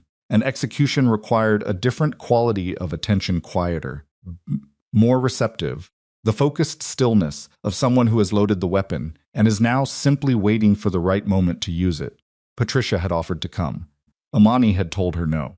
Theodora, her lead compliance analyst, had offered as well, had shown up at Amani's office door at 7:15 that morning, with her jacket already on, and a prepared summary of the corrected assessment in her hand, her expression conveying the particular readiness of someone who has decided that whatever is happening, she intends to be useful to it. Amani had looked at her for a moment. "Stay here," she said. "Run the secondary verification on the debt to equity sourcing one more time. I want clean backup documentation in case Gerald's team requests it during the meeting." "It's already been run twice," Theodora said. "Run it a third time," Amani said, "and have it ready to transmit in under 4 minutes if I text you the word ready." Theodora had gone back to her desk without further argument, which was one of the things Amani valued most about her. Now Imani sat in the anteroom of Meridian Health Partners and let the quiet of the early morning settle around her and did not rush it. Her hands were still in her lap. Her breathing was the controlled, even breathing of a woman who had learned, through extended practice, in situations that required it, how to make her body cooperate with her intentions even when her body had reasons to do otherwise. Her heart rate was elevated. She was aware of it. She acknowledged it and did not try to suppress it, because suppression cost energy she needed, and the elevated rate was appropriate. She was about to walk into a room where the contract that represented the most significant achievement of her professional life was under threat, where the man who had engineered that threat was going to be sitting at the table already, having arranged his presence for maximum effect, where the next 2 hours would determine whether the thing she had built survived intact, or whether it's survived as something smaller and permanently damaged. Elevated heart rate was the correct physiological response. She was not afraid of her own correct responses. At 8:59, the assistant appeared at the anteroom door and said Gerald was ready. Amani stood. She picked up her briefcase. She straightened her jacket with one hand, charcoal gray, chosen because it was the color she wore when she needed to feel like herself at full capacity and could not afford the distraction of anything unfamiliar. She walked through the door. Gerald Pace was standing when she entered, which she had not expected, and which told her something she filed away immediately. He had not made up his mind before this meeting. A man who had already decided she was finished would not stand when she entered. He would be seated, positioned, managing the power geometry of the room in his favor. Standing meant the meeting was still open. Standing meant she had a real chance, not a procedural one. Vincent Calder was already seated. He was positioned to Gerald's right, which was not the position Amani would have chosen, too close to the primary seat, too obviously affiliated. It telegraphed confidence in a way that could read as presumption if the meeting went wrong, and she filed that away too. Because overconfidence was a structural weakness, and structural weaknesses were what she was trained to find. He looked at her when she came in. His face was composed, professional. The face of a man who had decided in advance what his expression was going to be and was executing that decision. There was nothing involuntary in it, and the absence of anything involuntary was itself information. It meant he was working to maintain control of his presentation, which meant the presentation required work, which meant the control was not as complete as the face suggested. Sat directly across from Gerald, she did not look at Vincent again after the initial registration of his presence. Gerald said, "Ms. Holloway, thank you for coming in. As discussed, we have a significant concern with the subsidiary risk assessment, and I've asked Vincent Calder to join us given Calder Risk Partners expressed interest in the Meridian engagement. I'd like to hear your explanation of the discrepancies." Amani placed her briefcase on the table. She opened it with the unhurried precision of someone who is not performing calm, but who is actually, or who has lived inside the performance for long enough that the distinction no longer has practical meaning. She removed 5 folders. She placed them on the table in front of her in a single horizontal row, the way a person places cards they intend to use. She said, "The discrepancies in the subsidiary assessment were the result of unauthorized alterations made to my firm's deliverable after the document left our internal review process." She paused one beat, not for drama, but to ensure that the sentence had landed cleanly before the next one arrived. "I've identified the specific access event, the individual who made the alterations, The individual who recruited and financed that person, and the individual who directed and funded the entire operation. The room was quiet in the way. Rooms are quiet when something has just changed the nature of what everyone in them thought they were attending. Gerald looked at the folders. Vincent looked at Imani. She pushed the first folder across the table toward Gerald and opened it to the first page. This is the forensic access log produced by an independent IT contractor. It shows an external network mapping operation running for 43 days prior to the alteration, originating through a vendor portal connected to Holloway's compliance software infrastructure.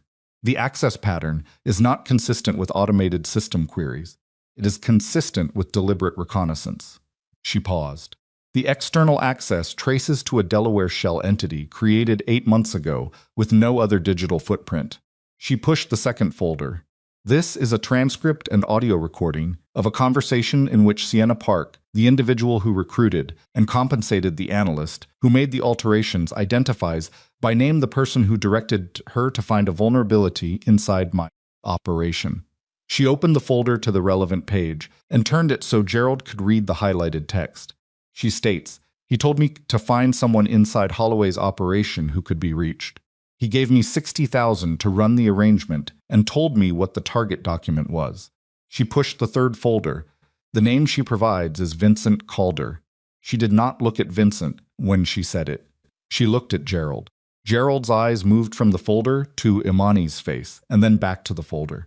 Sips. He had the expression of a man who is reading something for the first time while simultaneously understanding that he should have been reading it for longer.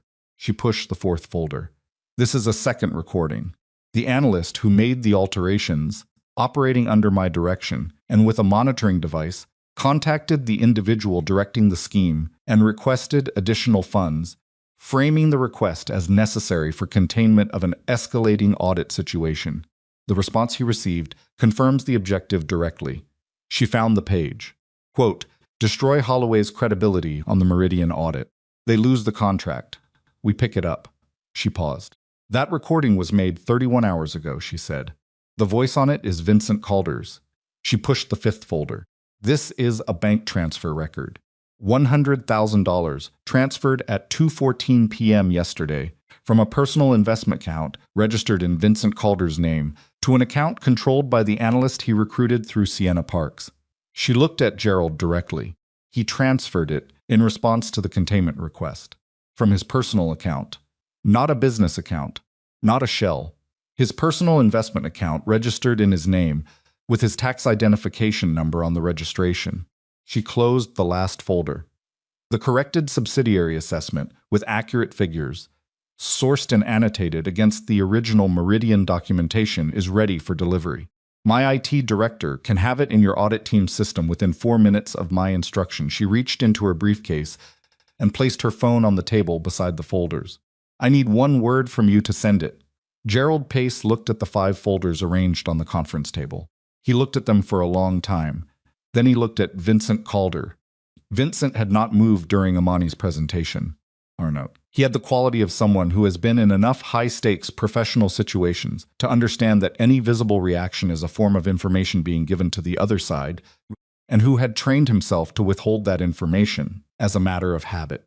But the training was under pressure now, in a way it had not been for a long time, and the pressure was visible not in his face, which remained controlled, but in the particular stillness of his hands on the table in front of him, the kind of stillness that is actively maintained rather than naturally present. He said, "Those recordings are legally obtained under New York single-party consent," Imani said, and she said it without looking at him, still looking at Gerald, because this conversation was with Gerald. Vincent was a variable that had been accounted for. The individual who initiated contact in each recorded conversation was a participant. "The recordings are admissible," Vincent said. "The bank transfer is from your personal account," Imani said. "The account number and registration are in the folder." He stopped. Gerald said, "Vincent, I'm going to need you to step outside." A beat. "This is not a discussion," Gerald said. His voice was not loud. It was the voice of a man who has spent 30 years in rooms with difficult people and has learned that volume is the resort of someone who has lost control of the situation, and he had not lost control of this situation. "Step outside." Vincent pushed back from the table. He picked up his portfolio. He did not look at Amani as he stood, and she understood that looking at her would be acknowledging something he was not prepared to acknowledge in this room, in front of this man, in this moment. He walked to the door with the measured stride of someone executing a controlled retreat, which was the only form of retreat his professional identity permitted. The door closed. Gerald looked at Amani. "How long have you been building this?" he asked. 36 hours, she said. Something moved across his face that, on a less controlled man, might have been incredulity. The network mapping ran for 43 days before the alteration. Amani said, "I had 36 hours to document it, establish the chain of direction, obtain recorded confirmation of the objective, and produce a corrected assessment. That's the timeline." She paused. "The corrected assessment is ready. The IPO listing timeline does not need to move." Gerald was quiet for a long moment. Then he said, "Send it." Amani picked up her phone and typed the word ready and pressed send. 47 seconds later, her phone buzzed with Theodora's confirmation. "Transmitted." "Mr. Pace," Amani said, "I'd like to discuss the post-IPO compliance monitoring retainer."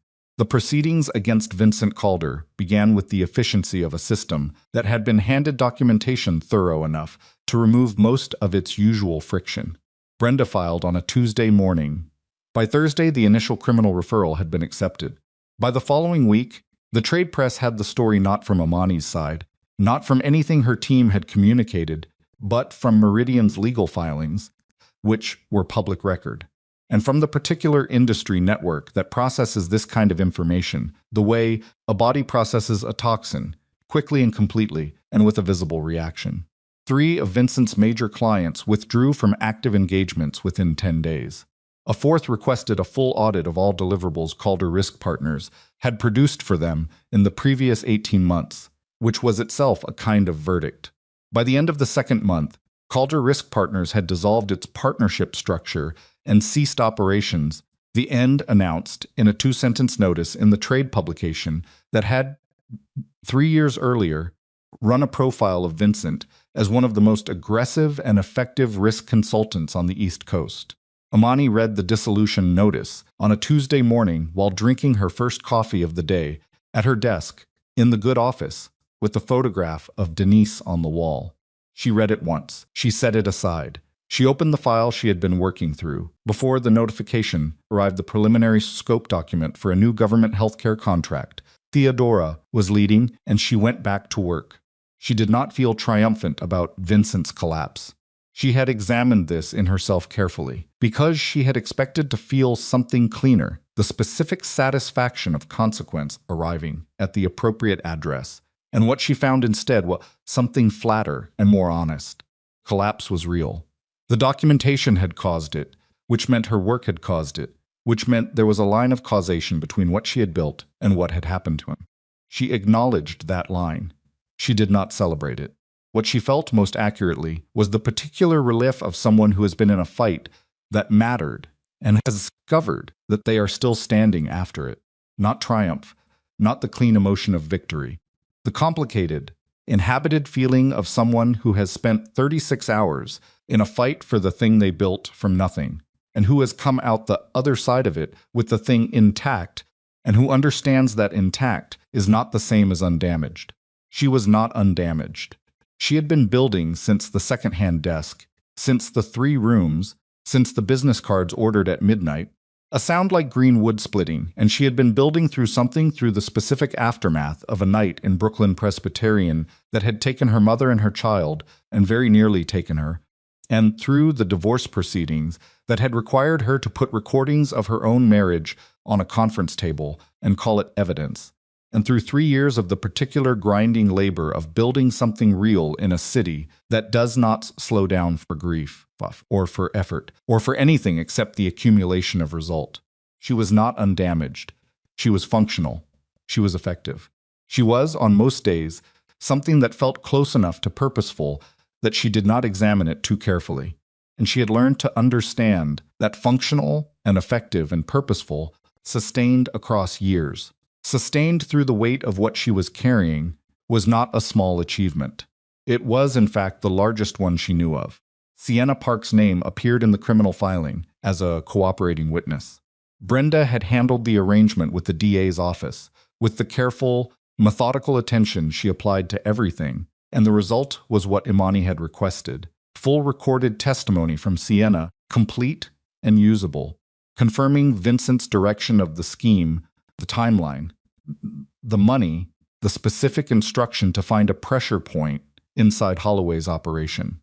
In exchange, the criminal exposure was reduced to a misdemeanor. The civil suit settled for a nominal amount that was, given Sienna's current financial situation, essentially symbolic. Imani signed off on the arrangement on a Wednesday afternoon. She did not feel generous about it. She wanted to be accurate about this, in her own accounting of herself, because she had learned from years of analysis that the most dangerous inaccuracy is the one you allow in your assessment of your own position. Generosity implies the extension of something beyond what is owed, and what Imani extended to Sienna was not that. It was a calculation. The full recorded testimony was worth more to the case against Vincent than Sienna's criminal conviction. The civil judgment would have been uncollectible. Pursuing maximum exposure against someone with nothing left to take accomplished nothing except the consumption of Imani's own resources in the service of a satisfaction that was not, in the end, the kind she was after. She was after the kind that was built, the kind that existed independent of what happened to anyone else, kind that Tae-jun's money or Vincent's destruction or Sienna's suffering could neither create nor add to. She had understood this about herself since the night in the three-room office when she had filed Holloway Strategic Risks registration and understood that the only security that could not be removed from her was the security she contained inside herself. She understood it better now, with years of evidence behind the understanding. But she was honest about the calculation. She was honest about the fact that it cost her something to let Sienna walk away from it with a misdemeanor, and a nominal settlement cost her in the specific physical way that difficult things cost you: tightness, somewhere in the chest that has no clean anatomical location, but is present and real nonetheless. She was honest about the fact that the cost was worth it, and that acknowledging the cost and accepting it anyway was not weakness. It was the opposite. 3 weeks after the Sienna arrangement was finalized, Brenda called. "There's something you should know," she said. Her voice had the particular quality it got when she was delivering information she had not decided how to categorize. "The DA's investigator told me that during Sienna's recorded testimony, there was a moment unprompted, not requested, where she paused and told the investigator directly. I knew it was wrong. I knew what I was doing to her. I did it anyway because I was angry, and I needed the money, and I told myself she could handle it." Imani was quiet. "The investigator noted it in the record," Brenda said. "I thought you should know it had been said." "Thank you," Imani said. After she hung up, she sat at her desk for a few minutes, with nothing open in front of her. Just the desk surface, and the quiet of the office, and the photograph of Denise on the wall. She thought about Sienna saying, "I knew what I was doing to her." She thought about what it costs a person to say that out loud. Not to someone they have wronged, not as an apology, not as a plea, not in the currency of reconciliation, but to a stranger in a recorded room, on the record, with no practical benefit attached to the saying of it beyond the saying itself. Smites. She thought about the person Sienna might have been if the money had been hers, and the clinic had been real, and the $5 million had come from somewhere other than a married man's discretionary account while his wife's mother was dying in a hospital 40 minutes away. Sound C. She thought about the person she herself might have been under different circumstances, if the pressure had been distributed differently, if the resources had been available, if the night in Brooklyn Presbyterian had gone another way. She did not arrive at sympathy exactly. The word was wrong for what she arrived at. She arrived at something more like recognition, the recognition that the space between the person you intend to be and the person you become under sufficient pressure is narrower than most people are comfortable admitting, and that the people who fall through that space are not always the ones you would expect. This did not make what Sienna did acceptable. It made it comprehensible. And comprehensible was enough. Comprehensible was what you could work with. She opened the file for the afternoon's calls and went back to work. Tae-jun came to the office on a Thursday, 6 weeks after the Meridian contract was signed. He had not called ahead. She had not expected him to.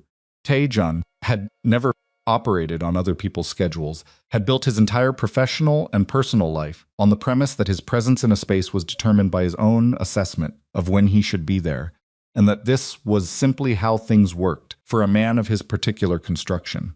She had understood this about him when she married him. She understood it now, watching him come through the door of the small conference room nearest the elevator, the room she had designated for this, not her office, because her office was hers, and she had put a photograph of her mother on that wall, and it was not for this with the particular quality of a man who has arrived somewhere prepared to offer something, and who has not yet determined how the offer will be received. He looked older, not dramatically, not in the way of someone who has been physically broken by what has happened to them, but in the way of someone who has been carrying something heavier than he was built for over a sustained period, and whose body has registered the carrying in the specific way that bodies register the things they are not designed to hold indefinitely. The particular compression around the eyes, the way he sat still straight, still controlled, but with a quality of effort to the straightness that hadn't been visible before. The straightness used to be automatic. Now it required something. She noticed these things and filed them without commentary, and sat across from him in the chair she had positioned at the angle she had chosen, and she waited. "I heard about Calder," he said. "I imagine you did," Amani said. "The industry is talking. They're saying you had 36 hours. That's accurate." He was quiet for a moment. He looked at the conference table between them, a surface he had no history with, no claim on, no connection to, and then he looked at her. "Came because I have a proposal." "I know," she said. Something moved across his face, the smallest disruption of the prepared expression. The remaining legitimate assets, there are still significant holdings. Real estate. Several equity positions that survived the restructuring. If Holloway were willing to take on an advisory role in the reorganization, I could offer. "Taejun," she said. He stopped. She looked at him across the table with the particular clarity of someone who has been through enough to no longer be confused about what she is looking at. Not the clarity of coldness, she was not cold, had never been cold. That was one of the things that had made the marriage so expensive, the fact that she had felt everything about it fully and without the protective numbness that might have made it more manageable. But the clarity of having processed something completely, of having taken the full weight of it and carried it through to the other side, and arrived at an understanding that was permanent and non-negotiable and did not require his cooperation to remain true. "I don't want the assets," she said. "I don't want the equity positions. I don't want an advisory role in your reorganization or access to your connections or proximity to any structure you currently operate or have ever operated." She held his gaze. "I don't say that with hostility. I say it because it's accurate, and I've spent enough of my life being less than accurate about what I wanted in relation to you." He was quiet. "You're here," she said, "because the legitimate empire is contracting, and you've done the math on what Holloway's strategic risk represents, and you've decided that I'm a resource worth reattaching to. I understand the calculation. It's a reasonable one from your position. But from my position, it's not reasonable at all. Because everything you're positioning as an offer comes attached to a history and a set of operational realities and a specific way of treating people that I am not willing to import into what I've built." She paused. "The answer is no." Taejun looked at her for a long moment. Then he said, "The proposal isn't only professional." His voice had changed. The careful modulation had dropped a register. What came through was something that had not been audible in the conference room of their marriage proceedings, or in the hospital corridor, or in the anteroom. After Denise's funeral, something rawer, less organized, the voice of a man who has rehearsed what he intends to say and has arrived at the moment of saying it and found that the rehearsal is insufficient. "I know what I did," he said. "I'm not here to dispute it. I'm not here to offer you an explanation that makes it smaller than it is. Your mother died. Our child," he stopped. He pressed his lips together. He started again. "I think about that night.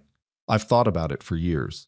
I go back to it and I try to understand what I was thinking, what I was doing, what the version of me that made those choices believed was true, and I can't. I don't fully understand it. I understood it at the time. I understood it perfectly at the time. And now I can't find my way back to the logic of it, which tells me something about how much I've changed, or maybe just about how much I've lost." He paused. "I made you invisible. For years I made you invisible, and then when you needed me most, I chose Sienna. I chose a woman I barely knew over the person who had been beside me for 4 years and had given me everything she had. I know what that cost you. I understand it better than I did. And I know that understanding it better now doesn't give any of it back. The room was very quiet. Outside the glass partition, the ordinary sound of the office continued: keyboards, a phone ringing somewhere, the low ambient conversation of an organization doing its work. The ordinary sound of the thing Amani had built, continuing to exist, continuing to function, indifferent to the conversation happening in the small conference room nearest the elevator. She let the quiet sit for a moment before she answered. I believe you, she said. He looked up. I believe that you think about it, she said. I believe that it cost you something now that didn't cost you anything then. I believe that you have become, in some meaningful way, different from the man who sat across from me in a conference room and let his attorneys describe me as a dependent wife, driven irrational by grief. She held his gaze steadily, and I need you to understand that none of that changes the answer. Not because I'm punishing you, not because I'm still carrying the anger I'm not. The anger was very heavy, and I set it down somewhere in the second year of building this firm because I needed the energy for something more constructive. She paused. I'm saying no because I have spent years building a life that is entirely mine. And what you're offering, in whatever form you intend it, would introduce into that life a history and a weight and a set of attachments that I have spent years, specifically and deliberately, not carrying. I'm not willing to pick that weight back up for any version of what you're describing. Taejun nodded. A single, slow nod. The nod of someone receiving something they have known was coming and have been preparing for, and whose preparation has not made the arrival of it less significant. He said, Is there anything I can— No, she said. Not sharply. The word landed cleanly, without edge, because it did not need an edge. It was simply the truth. He stood. He straightened his jacket, the habitual automatic gesture she had seen 1,000 times, the reassembly of external presentation that was the only kind of reassembly he had ever fully trusted, and he picked up the portfolio he had brought, and he walked to the door. He stopped at the threshold. He did not turn around. He said, The company you've built is— I looked at the Meridian retainer scope. I read the annual filings. What you've done here is— He stopped. He started again. You were always going to do this. I just thought it would be beside me. A pause. That was my mistake. One of many. But that one specifically. He walked out. The hydraulic door hinge made its soft sound behind him. Sudhi sat in the conference room and listened to the elevator open down the hall and then close, and then the sound of it descending. Disbintin.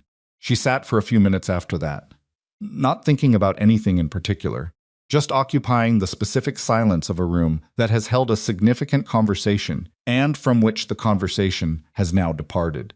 She felt the particular weight of it, not grief, not regret, not the reopening of anything she had believed closed. Just the weight of a true thing acknowledged fully. The weight of a door that has been properly, permanently, finally shut. Then she stood. She straightened her jacket. She walked back down the hall, past the photograph of Denise laughing in the yellow dress, and sat at her desk, and opened the file for the afternoon's calls, and continued. The Denise Holloway Critical Care Fund was established 14 months after the Meridian retainer was signed, announced internally on a Thursday morning in a company-wide meeting that Amani called without advance explanation of its purpose. 89 people filed into the large conference room. They stood along the walls when the chairs ran out, which Imani had anticipated, and which was the reason she had booked the room with the removable partition that she had asked facilities to open the night before, so that the space could accommodate everyone without anyone having to wait outside. She stood at the front of the room. She did not use notes. She had thought carefully about what she wanted to say, and had decided that notes would introduce a quality of prepared distance that was wrong for this particular conversation, that this conversation needed to be in her own voice, in the plain register of someone speaking directly to people she was responsible for and intended to keep being responsible for. She said, I started this company 3 years ago in 3 rented rooms on the 14th floor of a building that smelled like someone else's coffee. I had a second-hand desk and a laptop and a list of phone numbers for people who had told me over the years that if I ever went independent, I should call them. I called them. they answered. She paused. That's not the origin story of this company, though. The origin story of this company is a hospital corridor in Brooklyn on a November night when my mother was dying and I was standing in that corridor alone because the one person who should have been there made a different choice. She stopped. She did not look away from the room. She died before I got to her. I lost a pregnancy that same night. I nearly died in surgery afterward. A sound like green wood sucked out of that hospital, understanding something that I had been telling myself I understood for years, but hadn't yet understood in the way that only a specific kind of loss can teach you, that the most expensive thing in the world is not money. It's standing in a corridor alone when someone you love is on the other side of a door you cannot open by yourself. The room was completely quiet. This company now has 89 employees, she said. Many of you have families, parents, children, partners, people who depend on you or who you depend on. And the world being what it is, some of those people will face medical crises that fall outside the coverage parameters of the insurance we provide. Some of you will receive a phone call that presents you with a number you cannot meet fast enough. I know what that feels like. I know what happens in the body when you're standing in a corridor with that number in front of you, and no clear path to it. She let that sit for a moment. The Denise Holloway Critical Care Fund is named for my mother. It provides emergency financial assistance to Holloway Strategic Risk employees and immediate family members facing life-threatening medical situations. The criteria are broad. The case review process moves in days, not weeks. There is no requirement that you first exhaust every other option before accessing it. Because I know from direct experience that the timeline of a medical emergency and the timeline of institutional review processes are not compatible, and that the gap between them is where people fall. She paused one final time. Nobody who works for this company will ever stand alone in a hospital corridor and wonder whether the person they love is going to die because they cannot produce a number fast enough. That is a promise. It is structural. It is built into this company, and it will hold as long as this company holds. The room remained quiet for a moment after she finished. Then Patricia, in the third row, exhaled slowly and looked at the floor with expression of holding something in that has become too large for its container. Theodora, near the window, pressed two fingers against the side of her jaw and looked at the skyline. Noah Bennett, sitting near the back of the room, looked at his hands in his lap and then looked up at Imani, and she met his eyes for the space of one breath and then looked back at the room, because there was no need to make more of it than that, and he understood. She said, "That's all. Thank you for being here. The documentation is in your Holloway portal accounts by end of business today. If you have questions, come see me or HR directly." She picked up her notes, which she had not used. "Let's get back to work." People filed out. In the hallway, Noah stopped beside her. He saw the look of someone who had been rehearsing something and has arrived at the moment and found that the rehearsal is not equal to the reality of it. His eyes were wet at the outer corners in the way that men's eyes get wet when they are working hard to not let it go further than that. "My mother asked me to thank you," he said. "She's doing well. The surgery." He stopped. His jaw tightened. He looked at the floor and then back at her. "She's doing well." "I'm glad," Imani said. "She doesn't know everything about what I did." "I haven't." "That's between you and her," Imani said. "I have no opinion about that." He nodded. He was quiet for a moment, and then he said, in a voice that had lost everything rehearsed and was just plain, "I think about it every day. What I did, what it could have cost you. I think about it, and I don't have a way to make it smaller than it is." "Don't try to make it smaller," she said. "That's the wrong direction. Make yourself larger than it. That's the work." She looked at him directly. "You're one of the sharpest analysts I have on this team. That's not comfort. That's a fact. You have a choice about what you do with it." She paused. "Make the choice worth the second chance." He nodded again. He walked back toward his desk. She watched him go, and she thought about the specific arithmetic of people, how they fail, and what they do with the failure, and whether the doing with is enough to constitute something real. She had not decided whether it was. She had decided that it was worth watching, which was all she could honestly offer, and which was more than she had been given in a hospital corridor on a November night, and which was, therefore, by her own measure, sufficient. 3 years after the fund was established, on an afternoon in October, Imani drove to the cemetery. She went alone. The drive was 40 minutes in light traffic. The trees inside the cemetery gates were at the beginning of their turning, not the full transformation yet, just the first intimation of it, the gold beginning at the outer edges of the canopy, the particular light of an October afternoon that makes the visible world look both cleaner and more serious than it did a month ago, as if autumn were a kind of honesty that summer had been too bright to permit. She knew the path from the gate by memory. She sat in the folding chair she had brought and set it beside headstone, and she let the quiet settle around her without rushing it. The cemeteries had a quality of time that was different from the city's slower, more patient, organized around a different set of priorities. She had come to appreciate that quality, not in the way of someone who is drawn to grief or who needs the proximity of loss to feel real, but in the way of someone who needs, occasionally, a place where the pace of things is not determined by deliverables and timelines and the accumulating urgency of 110 people and their clients and their contracts. She talked to her mother. She told her about the company, the 112 employees now, the third year of the Meridian retainer, the 2 new government healthcare contracts that Theodora was leading, with the particular focused competence that Amani had come to rely on as completely as she relied on anything. She told her about the fund, 37 cases in 3 years. 37 times the answer had been something other than figure it out yourself. She told her about Gerald Pace shaking her hand twice at the second retainer renewal, which had led to a running office joke about the geological rarity of Gerald Pace handshakes that Amani had overheard once through a closed conference room door and had not discouraged.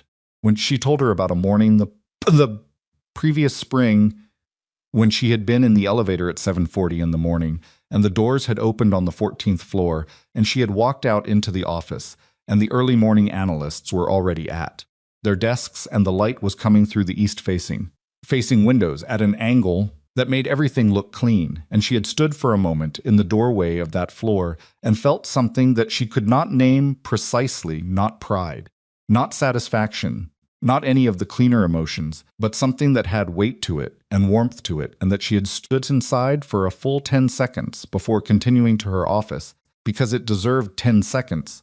A sound like greenwood splitting, because you do not build something from a second-hand desk and 3 rented rooms into something that fills a floor of a midtown building without acknowledging the distance between the two, even if acknowledgement costs you 10 seconds of forward motion. She told her mother about that morning. She told her about Tae-jun. Briefly, the way you tell someone about something that used to be very large and has become, through the patient work of years, just a fact present, real, correctly sized. He's not in the city anymore, she said. I heard from someone who would know. Criminal organization fragmented, key people left or were arrested. The structure collapsed internally. The legitimate side continued contracting. I don't know where he is now, and I didn't pursue the information. She paused. I don't think about him the way I used to. The way I used to was all-consuming. There was a period where the anger took up so much space that there wasn't room for anything else, and the work was what I used to crowd it out, which is probably not the healthiest application of work, but it kept me building, which is what mattered. She paused. Now I think about him the way I think about a lesson that cost more than it should have. With clarity, not heat. The lesson is, your value is not determined by whether someone chooses to see it. It exists regardless of their vision. She looked at the headstone. She told me that, actually, in different words. She told me I didn't owe the world my smallness.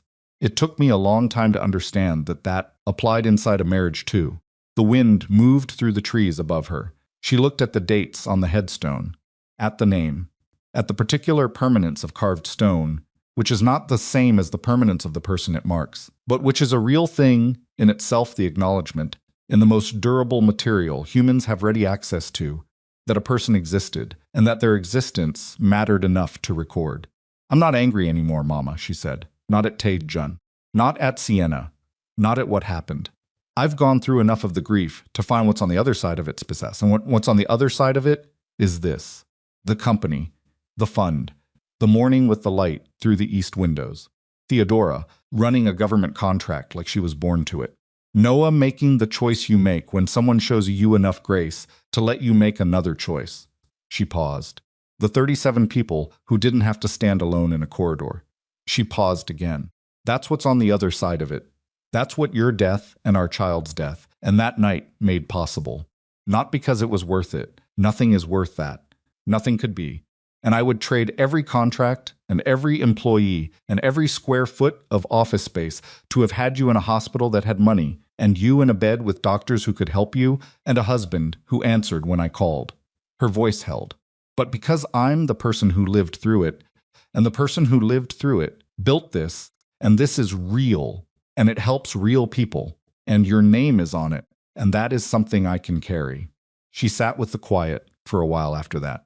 The October light moved through the canopy in the slow, patient way of light that is not in a hurry, that has all afternoon, that is doing what it does without reference to anyone's timeline or need. She was not happy, exactly. She had stopped expecting happiness to be the metric a long time ago. What she was present fully, deliberately, without the self-protective distance she had maintained through the worst years, without the performance of composure that had gotten her through the hospital corridor and the divorce proceedings and the 36 hours of the Meridian crisis. Just present. Just here, in this specific afternoon, in this specific place, carrying this specific weight, in the way that she had learned to carry it not lightly, not without effort, but without being crushed by it, which was, she had come to understand, the most honest definition of strength she had ever found. She rose from the chair. She folded it and held it under her arm. She looked at the headstone one final time. She said, "I'll come back in the spring. The fund is expanding. We're opening a second review track for long-term treatment cases, not just acute ones. I want to tell you about it when the structure is finalized." A beat. "I love you, Mama. I'm going to go back to work now." She walked the path toward the gate. The trees stood on either side of her, old and patient, doing what they had always done, standing in the way of things that have roots deep enough to hold through the kind of weather that takes everything else. Car was at the gate. She put the folding chair in the trunk. She got in. She sat for a moment in the quiet of the car with the cemetery behind her, and the city ahead of her, not thinking, not reviewing, not preparing for the next thing. Just sitting in the space between one thing and the next, which was a practice she had developed slowly, over years, because she had once been incapable of it, had once moved through every transitional moment at full operational speed, refusing the pause, refusing the experience of being between things, as if the pause were a vulnerability rather than a form of strength. She understood now that the pause was necessary, that you cannot carry something as heavy as what Shaq carried, without stopping occasionally to set it down and examine it and confirm that you are still the right shape to pick it back up. She started the engine. The drive back to Midtown was 38 minutes. She parked on the second level of the building's structure, higher than usual. Because the afternoon had run long and the lower floors were full, a small ordinary inconvenience that she noted and did not resist, because she had long since stopped spending energy on the small ordinary inconveniences, having learned to reserve it for the significant ones. She took the stairs. She always took the stairs. She came out of the stairwell into the hallway of the Holloway floor, and the office opened before her, the open-plan desks, the glass-walled conference rooms, the far window with its view of the Midtown skyline, going from afternoon to early evening, the particular warm hum of 112 people and their work, the sound of something functioning, the way it was designed to function, which was not a small sound, which was, in fact, the largest sound Amani Holloway had ever heard because she had built it from silence. Patricia looked up from her desk.